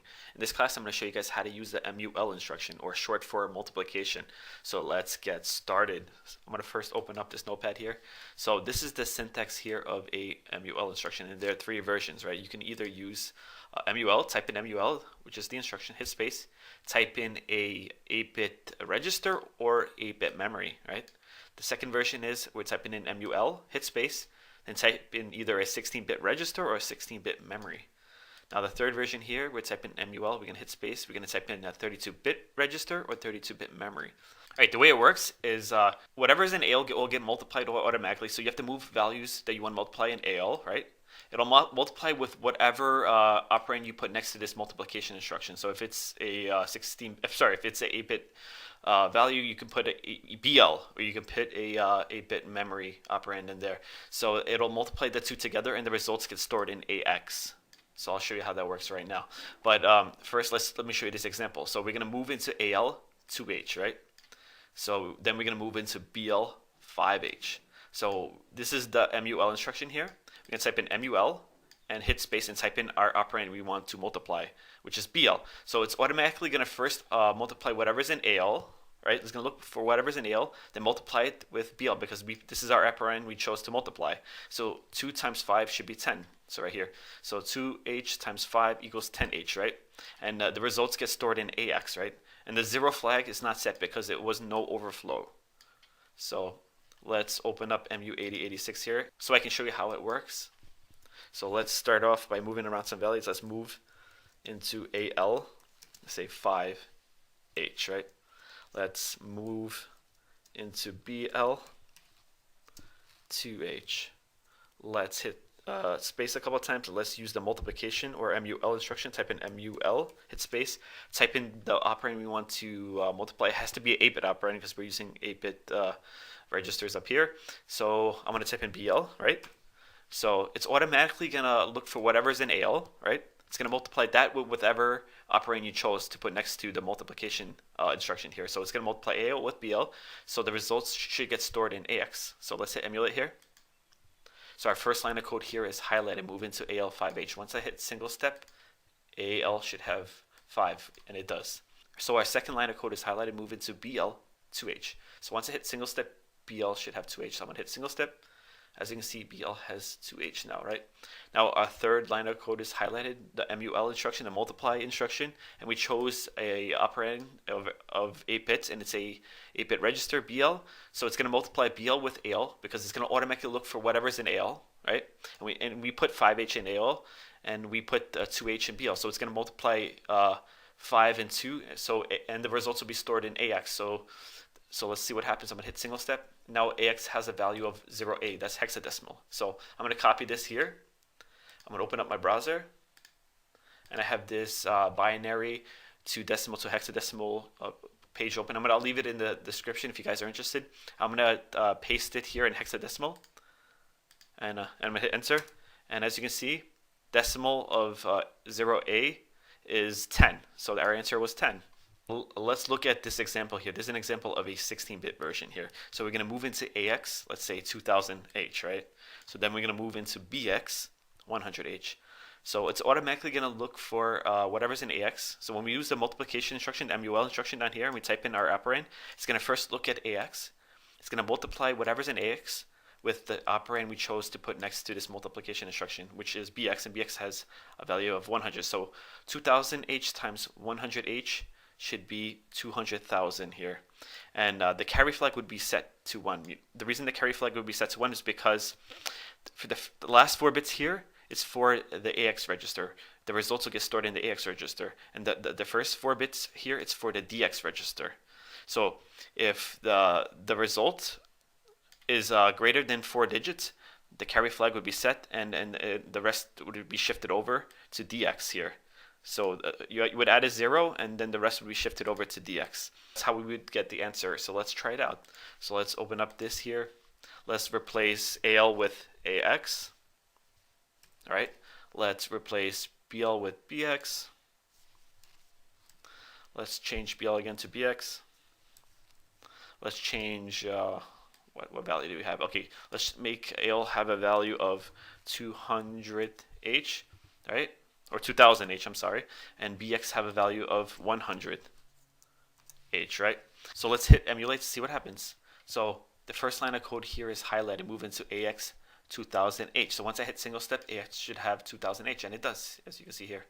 So our second line of code here is highlighted, move into BX 100H. Once I hit single step, BX should have 100H, and it does right here.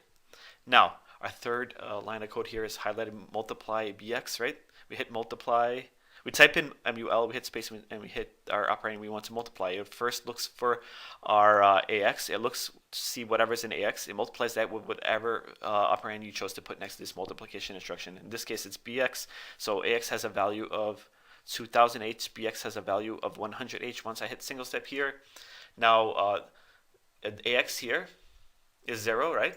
Because the first 4 digits are used. If the number goes over, our carry flag here is set. So let's see what the flag. Our carry flag is set to 1, and the other 4 bits get stored into DX. So it's 2000, as you can see here. So that's pretty much it for this tutorial. I'll go over it one more time from the beginning. Let's not close this. So again, we moved into AX 2000H, right?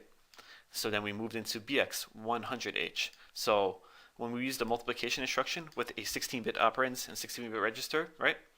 The number gets stored in DX and AX together, as you can see right here. DX and AX together. If the number is greater than 4 digits, some of the number gets stored in DX, right? So I'll give you an example of how that would look here. So we got 200,000, right? So there's 8 bits, so 1, 2, 3, 4, 5, 6, 7, 8. So 200,000 would be here, the 2 would be here, right? So the AX would be all zeros. Sorry, from here, AX. This is AX portion, this is the BX, or I'm sorry, the DX portion. Since the number is greater than 4 bits, the carry flag was set, and the remainder of the number was moved into DX. So that's how we got DX here with a value of 20, and AX with a value of 4 zeros. So that's pretty much it for this tutorial. If you guys like this tutorial, please give me a like. If you want more videos like this, please subscribe to my channel. I'm Rasim from RossMoreTech.com, and thanks for watching. What's up, guys? I'm Rasim from RossMoreTech.com, and this is another tutorial in assembly programming. Now in this class, I'm going to show you guys how to use the divide or div instruction. So let's get started. Let's open up WordPad here. Now, this is the syntax of a divide instruction here, or div instruction. Now, the first version here, we type in div, we hit space, we type in a 8-bit register or 8-bit memory location. Our second version, again, we type in div, we hit space, we type in either a 16-bit register or a 16-bit memory location. Now our third version here, we type in div, we hit space, and we type in either a 32-bit register or a 32-bit memory location. So down here, our dividend is AX, right? Now we're going to store the number that we want to divide into, right? So AX is going to store the number that we're going to divide into. Now our divisor can either be a 8-bit register or 8-bit memory location. So what happens is we store the number that we want to divide into AX, right? Now our divisor is going to be either a register or a memory location that's 8-bit. We're going to store a number that we want to divide from. Let's say we want to divide 2 by 100, right? We would store 100 into AX. AX is our dividend here. Then we would store into, let's say, BL, because BL would be our 8-bit divisor. We would store into BL2. So when we use the divide instruction, it'll divide the 2, right? The quotient would be stored in AL, and the remainder would be stored in AH. So I'll show you how that works right now. Let's open up MU8086 here. So now the first thing we're going to need to do here is move around some values. So let's move into AX. Because remember, AX here is our dividend, right? So we can move into AX. So let's say 0080H, right? We're going to move into AX 80H, right? So this is our dividend here. All right, so now we need a divisor. So let's hit enter here. And let's move into BL, because BL is a 8-bit register. And we're going to move into BL a value we want to divide to. So let's say 2. Because I want to divide 2 into 80, or I want to divide 80 by 2, basically. So we have our value here, 80, which is into AX. AX is our dividend. Now we moved 2 into BL, and BL is our divisor. So now we need our divide instruction. To start the divide instruction, we type in div, we hit space, and now we're going to type in our divisor, which is BL. So once I hit emulate here, our first line of code here is highlighted. Let's just move this over here so you can see better. Our first line of code here is highlighted. Move into AX80H. Once I hit single step here, X should have a value of 80H. Let's hit single step. Now, as you can see, AX here has a value of 80H. This is the whole AX register consists of AH and AL, right? So now our second line of code here is highlighted. Move into BL. BL is our divisor, 2, right? So once I hit single step, BL should have 2. As you can see here, BL has a value of 2. Now our final code is highlighted. This is the divide instruction, div, and we're dividing our divisor, which is BL, right? So I'm going to hit single step. And as you can see, AL, remember, AL here has a value of 40. And as you can see from over here, AL here is our quotient that stores our number, and AH stores our remainder. So AL is our quotient. AL has a value of 40. So 80 divided by 2 is 40, and it has no remainder. AH would have our remainder, and it has a remainder of 0. So 80 divided by 2 is 40 here. So let's try our second version. I'm going to close this here. Now let's open up the notepad again. Let's just minimize this here. So now our second version here, we stored the value of our dividend into DX and AX together, right? So I'll show you how that works right now. Let's open up MU8086 and let's delete this here. All right, so now we're going to move around some values. Now we're going to move into DX, the value of 0H, right? So I'll move into DX 0H because DX is our first part of our dividend. Now we're going to move into AX, a value, right? Let's move into AX. Let's say 1, 2, 3. Let's say, again, 80H, right? And now we need a divisor. In this case, the divisor has to either be a 16-bit register or a 16-bit memory location. So I'm going to use BX this time. So we're going to move into BX. Let's say 2, the value of 2. Now we're going to use the divide instruction. So we're going to type in div. And our divisor is BX. So we're going to type in BX. Now let's hit emulate here. Let's see what happens. Now over here, let's just move this over. Over here, our first line of code is highlighted. Move into DX, the value of 0H. So I'm going to hit single step. Now DX here has a value of 0, right? That's the first part of our dividend, right? So now our second line of code here is highlighted. Move into AX80H, right? So once I hit single step, AX should have a value of 80H. When I hit single step, now AX has a value of 80H. So now our third line of code here is highlighted. Move into BX. bx is our divisor. Remember that, the value of 2. Once I hit single step, bx should have a value of 2, and bx has a value of 2 now. So our final code is highlighted the divide instruction, and we're dividing our divisor bx, and bx, remember, is a 16-bit register. So I'm going to hit single step here. Right now, as you can see, ax has a value of 40. Remember, ax is our quotient, and the dx would be our remainder. So since there was no remainder, ax has a value of 40. So 80 divided by 2 is 40. That's just the second version of this. This is if we're working with 16-bit values, right? So yeah, that's pretty much it. Let's just mess around with this for a bit. Let's say we did have a remainder. Let's create a remainder. So let's first close this here. Let's make ax have a value of 83, right? So let's hit emulate. Let's see what happens. So our first line of code here is highlighted, move into dx the value of 0h. Let's hit single step. And as you see, dx has a value of 0 now.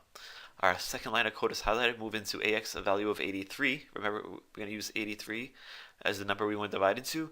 So once I hit single step, now ax has a value of 83 over here, as you can see. Our third line of code is highlighted, move into bx. Bx is our divisor, the value of 2. So I'm going to hit single step. Now bx has a value of 2. Now, again, this is our final line of code. This is the divide instruction, and it's dividing our divisor bx, which is a 16-bit register, and bx has a value of 2. So once I hit single step, now remember, ax is our quotient and dx is our divisor. As you can see here, ax has a value of 41 because 83 divided by 2 is 41, and it has a remainder of 1 down here, and dx holds our remainder. So that's pretty cool, right? Alright guys, so that's pretty much it for this video. If you guys like this video, please give me a like. If you want more videos like this, please subscribe to my channel. I'm Rasim from rossmartech.com, and thanks for watching. What's up guys, I'm Rasim from rossmartech.com, and this is another tutorial in assembly programming. Now in this class we're going to create a program. This is not going to be your ordinary class. We're going to create a program, and the program we're going to create is going to ask the user to enter a number. Then it's going to ask the user to enter another number, and then the program is going to add those two numbers together and display the results on the screen. Now, the reason I'm doing this, I thought it would be fun, and a lot of you guys have been requesting that I do a tutorial on how to create a program, so here we go. Now let's maximize this here. The first thing we're going to need to do is create the shell of the program, so we're going to do dot model space small, right? Then hit it space a few times. We're going to do the dot data, right? This is data section. Hit space a few times. We're going to do dot code, right? Hit enter, hit tab, main, hit space, proc, hit enter a few times, backslash, end p. We're going to end the main method here.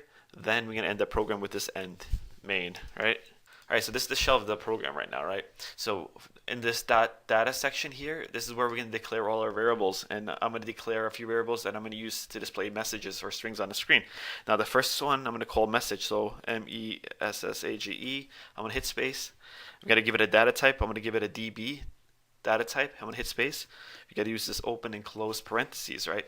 Inside this open and close parentheses, we're going to type a message, and I want to type out enter a number, right? And I'm going to hit space. Now the space is a character too. Now if we don't add this space, everything that the program would add to the console will be clumped together, so it will look funny. So remember, a space is a character. So after the space, we're going to enter this dollar symbol. Now this dollar symbol is important. If you don't enter this, then the program doesn't know when to end the string. So we have to have that at the end of the string here. And inside the string, we need this set of double quotes there. So that's our first message.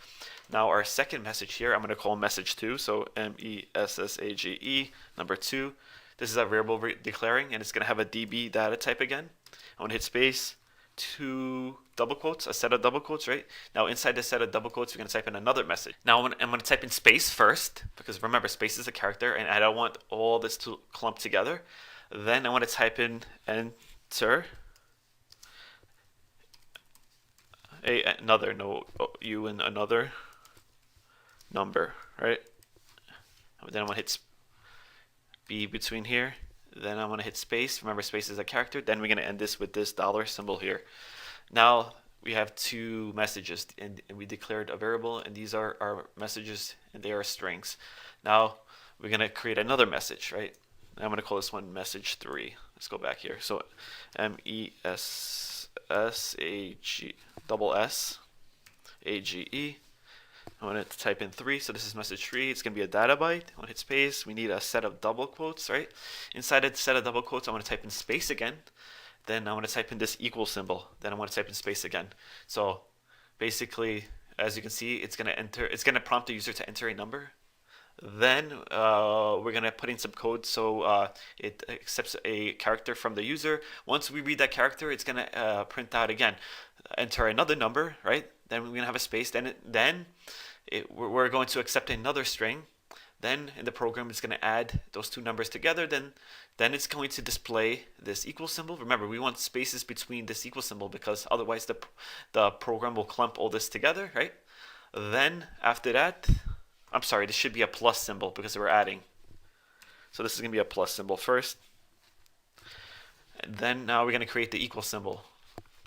So that's going to be message 4. 4, we can hit space, it's going to be a data byte again, hit space, open and close parentheses. Again, I forgot to add this dollar symbol at the end of this. Remember, it's really very important that you add the dollar symbol, or else the program will not know that the string has ended or that the variable has ended. So again, we're going to type in a message. I'm going to hit space, then this equal symbol here and space again. So again, from the top, the program is going to prompt the user to enter a number, right? Then the program will request a number, we'll enter a number, it'll be saved in the program. Then it's going to prompt the user to enter another number. We'll enter a number, it'll get saved in the program, right? So then it's going to print out, then I'm going to have the program print out the two numbers, right? Then in between the two numbers, this plus symbol. Then at the end of this two numbers, this equal symbol. Then it's going to print out the results. So we got our 4 variables here. These are our 4 strings. So let's type the code first. So the first thing we're going to need to do is we got to print out this first string on the screen, right? To do that, we're going to use the print string code. Now, just follow along. Now, the first thing we need to do is move into AX, right? The segment SEG of message, our first string we want to print out. So MESSAGE, right? So that's, now we're going to move into DS AX. Now the reason we're doing this is because we can't directly send the segment message to DS, and we're going to need DS as the first part of our string. So now the first part is done, right? Now the second part, we're going to have to enter down here, and the second part we're going to need to move into DX. And then we're going to move into DX the offset of our variable message here. So we can type in MESSAGE, right? Then we're going to hit enter. That now we're going to use the print string code, so move into AH, then 9H, right? So it's going to print out our string on the screen here. So to initialize it, we're going to have to type in INT, hit space, 21H. That's just like the code for do it. It initializes everything. So this here prints a string on the screen. And here we're going to just copy this later on. And I'm just going to change our variables to save time. But if you guys want to learn how to print strings on the screen, this is how you do it here. So now we're going to type in the character input code. We want the user to enter a character, right? So we're going to type in MOV, hit space, and we're going to move into AH 1H. And this is the code for print, or this is the code for read character, I'm sorry. So then we're going to hit enter, right? So very important, whatever the user enters is going to get stored in AL. So I'll just type that here. Stored in AL. So type in input stored in AL. Okay. So now we have our input and it's stored in AL. So now the next thing I want to do is I want to move that first input into a new register. So we're going to move into BL, right? Because BL is going to store our first input, and we're going to move AL because AL has our input right now, and because we're going to need to reuse AL again, so that's why we're moving it to BL for safekeeping now, right? So we're moving into BL AL just to store our first input. Now we got to print out another message here, our second message, and the second message is prompting the user to enter another number. So we don't have to retype this. We're just going to copy this first part here, right? This is the print string, and we're going to paste it under here. Then we're just going to change this to a message 2. That's all we have to do. All right. So now it's going to print out the message 2 on the screen. Now we need some input from the user again. Now we need our second input. So again, I'm just going to copy this here, Remember, everything gets stored into AL. We already moved our input into BL, so it's safe. So now we're just going to copy this input code here and paste it down here. We're going to do the same thing. Now we're asking the user to enter a second number, right? Now we're going to move this second number into CL, another register, because remember, it gets stored in AL automatically. So we're going to move into CL AL, so it gets stored. Now we're going to print out our first input, right? And to do that, we're going to use the print character code. And this is how the print character code goes. We move into DL, whatever we want to print out on the screen. And I want to print out the value of BL, because BL and CL, they hold our input, right? So the first one is BL. So we're going to type in BL here. So now we're moving into DLBL. Now we're going to do the code here. We're going to move into AH 2H. And this is the code for print character. Now we're going to do INT 21H to initialize it, right? So again, now we're printing out our first character here, which is actually the first input. Now we need to print out this plus symbol here, because it's going to be our first number we entered. We're just printing it back out to the user. Whatever they entered is being printed out. Now we're going to print out this plus symbol back to them. To do that, we're going to copy this code here again. This is the print string code, and we're just going to paste it under here. So I'm going to paste it here, right? And all we have to just change the message. Now the plus is going to be message 3. So I'm just going to add a 3 to the end of this here. So now we printed out this plus symbol. Now we have our first input and the plus symbol. Now we need our second input. To do that, we're going to copy this here. And I'm going to enter it down here. Now we're printing back our second input. And our second input is in CL. Remember that we saved it in CL. So BL has our first input and CL had our second. So that's where we're moving into DL so it can get printed. And this is the print character code here. Move into AH2H, then INC21H. Now it's going to print on the screen our third input. Now we want to type in this final message here, which is this equal symbol. So again, we got to copy this here, paste it down here, and it's message 4, the equal symbol, right? So we're going to paste it under here. And we're going to type in message 4.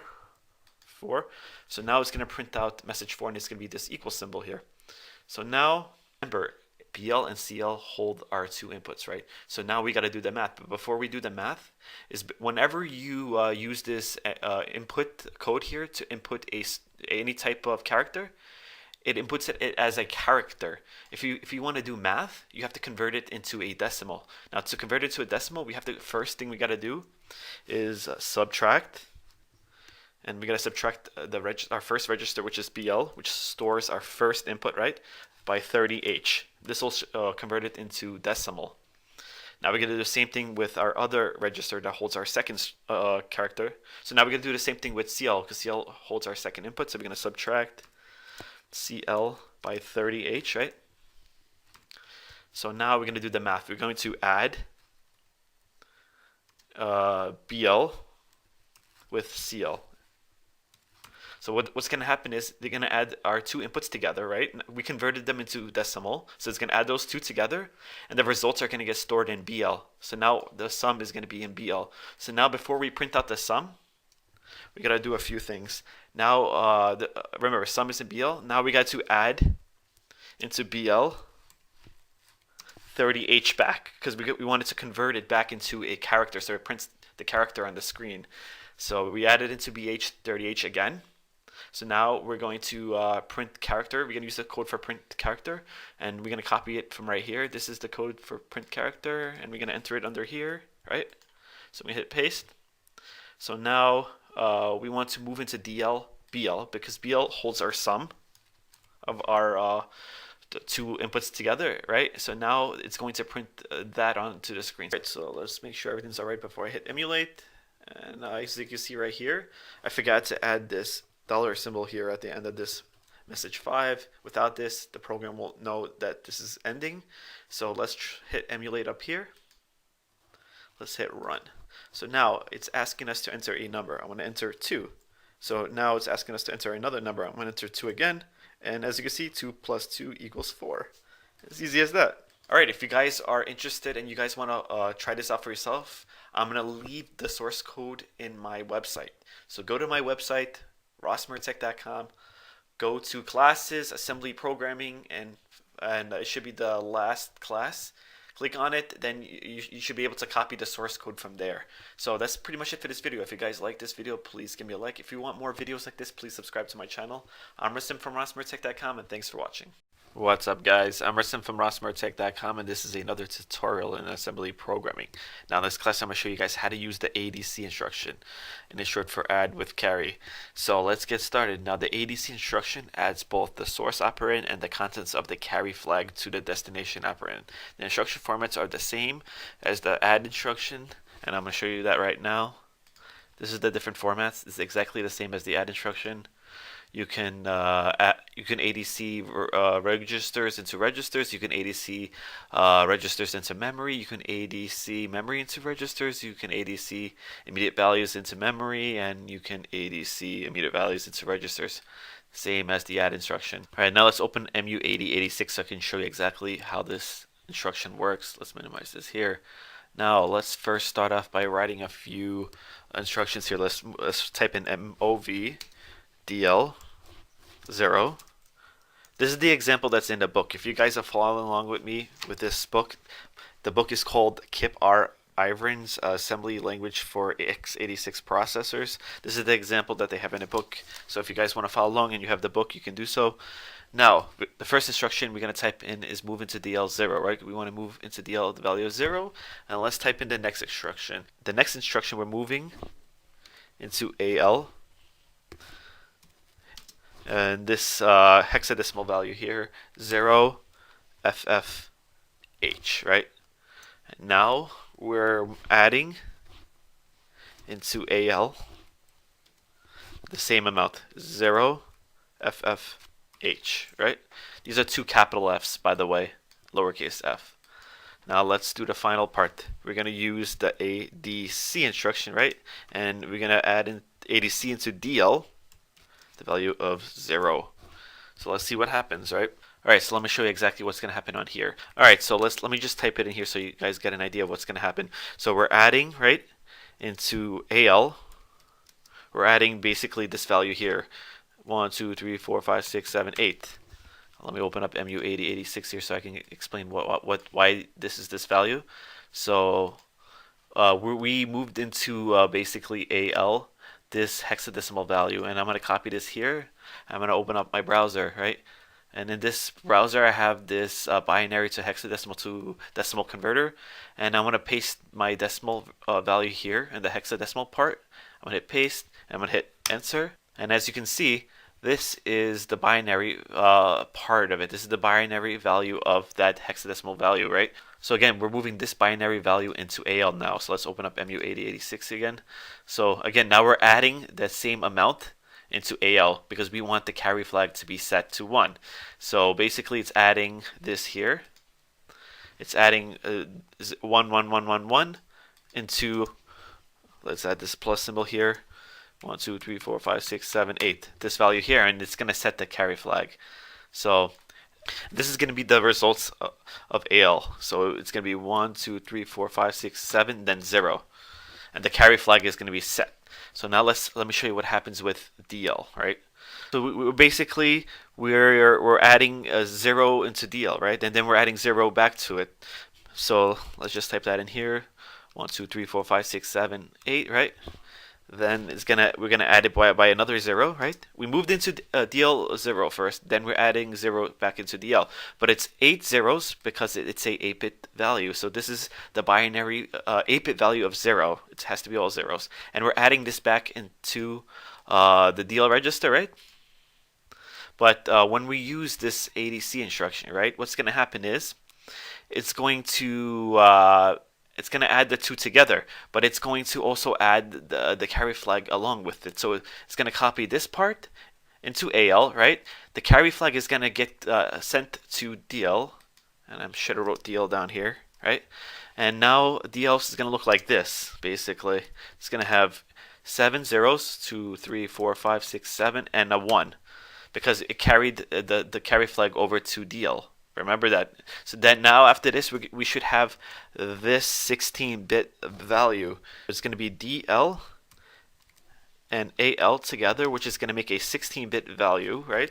Going to have a hexadecimal value of this right here: 0, 1, F, E, H. And I'm going to show you how that's going to happen in a second. Let's open up MU8086 here again, so we can run this here. Again, we started off by moving into DL0, right? Now, right, we're moving into AL, this hexadecimal value, which is also the same as this binary value here, 8 ones, right? So the reason we're doing that is because we want to set that carry flag. So now down here we're adding into AL the same value, so the carry flag is set. So it's adding another 8 ones, and it's going to give us this value here, right? And it's going to set the carry flag to 1. So, all right, so let's hit play here. I'm going to hit emulate. So our first line of code here is highlighted. Move into DL, the value of 0. So I'm going to hit single step here. And as you can see, DL still has a value of 0 here. So now our second line of code is highlighted. Move into AL, this hexadecimal value here, right? So I'm going to hit single step. As you see, AL has this hexadecimal value. And I'm going to prove to you exactly what the value is by copying this here, right? I'm going to copy FF. I'm going to open up my binary to hexadecimal to decimal converter, right? I'm going to paste it onto this hexadecimal part here. Then I'm going to hit enter. As you can see, it's the same thing. This is the binary of this hexadecimal value here, FF. So let's open up MU8086 again. So our third line of code here, we're adding into AL the same amount. So we're adding basically this again. Let's open up Notepad. We're adding this value with this value, which is going to give us this value. And it's going to set the carry flag. So let's open that up again. Let's hit single step. And as you can see here, AL now has a value of FE. So let's copy this and let's see if it worked. Let's open up this binary to hexadecimal to decimal converter. Let's again paste it onto hexadecimal here. Now FE, and let's hit enter. And this is our answer here, 7 ones and 1 0. This is another 8-bit value, right? And it's set the carry flag. And I remember I showed you that this would be the result here, and we got it when we ran the program, right? So again, now the next part, the carry flag is going to be set, right? And that carry flag is going to be added onto the DL register. We started off by moving into DL the value of 0, right? Then we're adding into DL 0. But just to show you, 0 plus 0 is always going to be 0, but it's going to add the carry flag to DL because it's going to carry it over. And let's open up MU8086 here just to show you how that works. So let's hit single step here. And as you can see right now, DL here has a value of 1 because it carried the carry flag into DL. So AL has a value of FE. So let's copy this here, right? Let's paste it onto this part again. FE is this value here. L here has a value of FE. It's FEH, by the way. And DL has a value of 0, 1. So that's how we got this 16-bit value, 0, 1 in DL, right? And FEH in AL. And this makes a 16-bit value here. And let's copy this 16-bit value. I'm going to copy it here. Let's open up this converter here, and I'm going to paste it here. And let's hit enter. And this is the 16-bit value here. Pretty cool, right? So that's pretty much it for this video. If you guys like this video, please give me a like. If you want more videos like this, please subscribe to my channel. I'm Rustin from RusMurtech.com, and thanks for watching. What's up, guys? I'm Rustin from RusMurtech.com, and this is another tutorial in assembly programming. Now in this class, I'm going to show you guys how to use the SBB instructions. So let's get started. Before we get started, now I know a lot of you guys have been having problems downloading and installing MU8086. So I put up a new link to MU8086. It's a RAR file, so you don't have to worry about how to extract it. It's just a regular RAR file. And I'm going to leave the link in this description. If you guys have any questions and you have any concerns about installing MU8086, you can email me at support@rosmertech.com and I'll help you guys out. And again, that link is also going to be in the description. So let's get started. So what is the SBB instruction? The SBB instruction subtracts both the source operand and the value of the carry flag from the destination operand. So let's get started and I'll show you exactly what it does. So let's maximize this here. And the first thing we're going to need to do, we're going to move into AH the value of 7. Now we're going to move into BH the value of 1. Now we're going to subtract from BH to, right? And finally, we're going to use the SBB instruction, right? This is the SBB instruction here.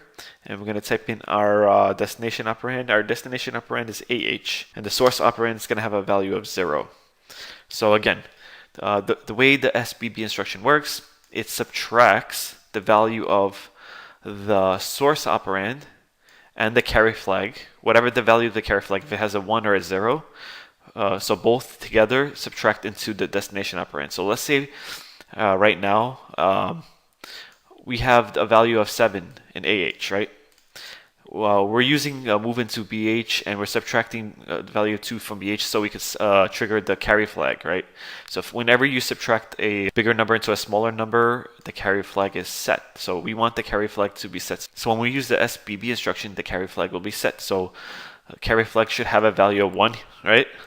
And 1 and 0 is 1, so 1 subtract the destination operand, which has a value of 7, so 7 take away 1 is 6. So when this is done, AH should have a value of 6. So let's test it out. I'm going to hit emulate here. Alright, so right here, let's actually bring up our flags here too so you guys can see. I'm going to put the flags here. Now, our first line of code is highlighted, move into AH7, so let's hit single step.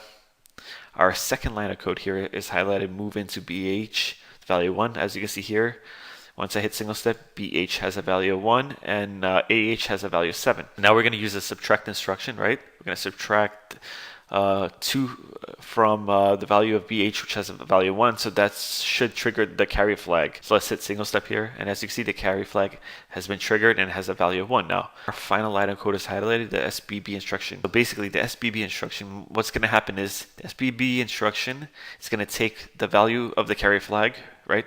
If the carry flag is set and has a value of 1, or if the carry flag has a value of 0, it's going to take that. Basically, you're adding it with the source operand, right? So if the carry flag was set, right, and it had a value of 1, it would add to 0. So 0, 1 is 1, and 1 would subtract into AH, right? So basically, AH has a value of 7, so 7 take away 1 would be 6. So the value of AH should have a value of 6. So let's test it out again and hit single step. As you can see over here, AH has a value of 6. I'm going to explain from the top. We moved into AH the value of 7, right? So AH had a value of 7. We moved into BH the value of 1. So we subtract BH with which has a value of 1 with 2 to set the carry flag.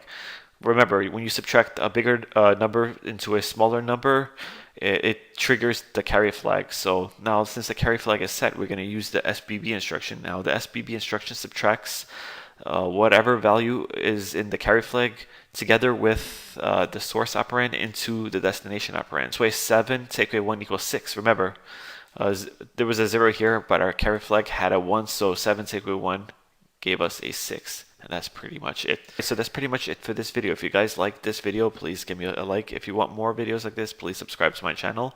I'm Rustin from rossmartech.com, and thanks for watching. What's up, guys? I'm Rustin from rossmartech.com, and this is another tutorial in assembly programming. Now in this class, I'm going to show you guys how to use the AAA instruction, short for ASCII adjust after addition. So let's get started. Now what is the AAA instruction? The AAA instruction adjusts the binary results of a add or a ADC instruction, assuming that AL contains a binary value produced by adding 2 ASCII digits. AAA converts AL to 2 unpacked decimal digits and stores them in AH and AL. Once in unpacked format, AH and AL can easily be converted to ASCII by ORing them with 30H, and I'll show you exactly how that works. The first thing we're going to need to do, we're going to move into AH. The value is 0. So we want to set AH to 0, so when we use the AAA instruction, we have no problems. We have to set AH to 0, or else the values are going to change later on, so that's important. So now we're going to move into AL the value of ASCII 8. So ASCII 8 is 2 single quotes. In between 2 single quotes, it's the digit 8, right? So we're moving into AL the ASCII 8. So now we're going to add into AL ASCII 2. So again, 2 single quotes. In between 2 single quotes, we're going to add 2. So AL already had ASCII 8, and we're adding into AL ASCII 2. But remember, these are binary values right now. It hasn't been converted to ASCII yet. So now we're going to use the AAA instruction. Once we use the AAA instruction, what's going to happen is it's going to convert or adjust AH and AL. It's going to change them so that when we use the OR and we OR into AX 30H, it's going to convert it to ASCII. It's just preparing, basically, so that when we OR, it'll convert it to ASCII. So now we're going to OR into AX, right? 30H, and this is going to convert it into ASCII. So in here, it's going the AAA is going to adjust so that when we OR again, and we OR the value of 30H into AX, it's going to convert AX into ASCII code, and it should be ASCII 10 because ASCII 8 plus ASCII 2, then AX should equal ASCII 10. So let's test it out. I'm going to hit emulate here. Our first line of code here is highlighted, move into AH, the value is 0. Again, we're setting AH to 0, so I'm going to hit single step, and AH is still 0, as you can see here. So now our second line of code here is highlighted, move into AL ASCII 8. So once I hit single step here, AL should have ASCII 8. And this is 38H, right? Is ASCII 8, basically. And now our third line here is highlighted, the add. We're adding AL with ASCII 2. Remember, AL already had ASCII 8, so we're adding ASCII 2, so that should make ASCII 10. But if we don't use the AAA and OR, it won't be converted to ASCII. It'll still be binary. So let's hit single step here. Now AL here has a value of 6A, a hexadecimal value of 6A. So now our fourth line of code here is highlighted, the AAA instruction. Once I hit single step, it'll adjust AH and AL. So I'm going to hit single step here. And now AX has a value of 0100H. So now our final line of code here is highlighted, and we're ORing AX with 30H, so we're converting AX to ASCII. So let's hit single step. Now AX has a value of 3130H, which is ASCII for 10. So let's test it out. I have this converter here, and I got it from www.brana.com/ASCII/converter. And I'll leave a link in the description. This is a neat converter that I found useful. So again, we got 3130H, right, in AX. And as you can see up here, I converted it to ASCII 10. So 3130H is ASCII 10. And I'll open this over here. And as you can see, our AX had 3130H, which converted it to ASCII 10. As easy as that. I'm going to explain again from the beginning. So we started off, let's just close this here first. Let's close this here. We started off by moving into AH, the value 0. So we're setting AH to 0. Now our second line of code here is highlighted, move into AL ASCII 8, right? So we're moving into AL ASCII 8. So basically, AX at this point is equal to 0038H, right? So now when we add into AL ASCII 2, AX should be equal to 006AH, right? AA is capital here. Now, when we use the AAA instruction, AX should be equal to 0100H. And our final line of code here, when we're ORing AX with 3030H, AX will finally become 3130H, basically equal to ASCII 10, right? And another single quote. Guys, so that's pretty much it for this video. If you guys like this video, please give me a like. If you want more videos like this, please subscribe to my channel. I'm Rustin from RosmerTech.com, and thanks for watching.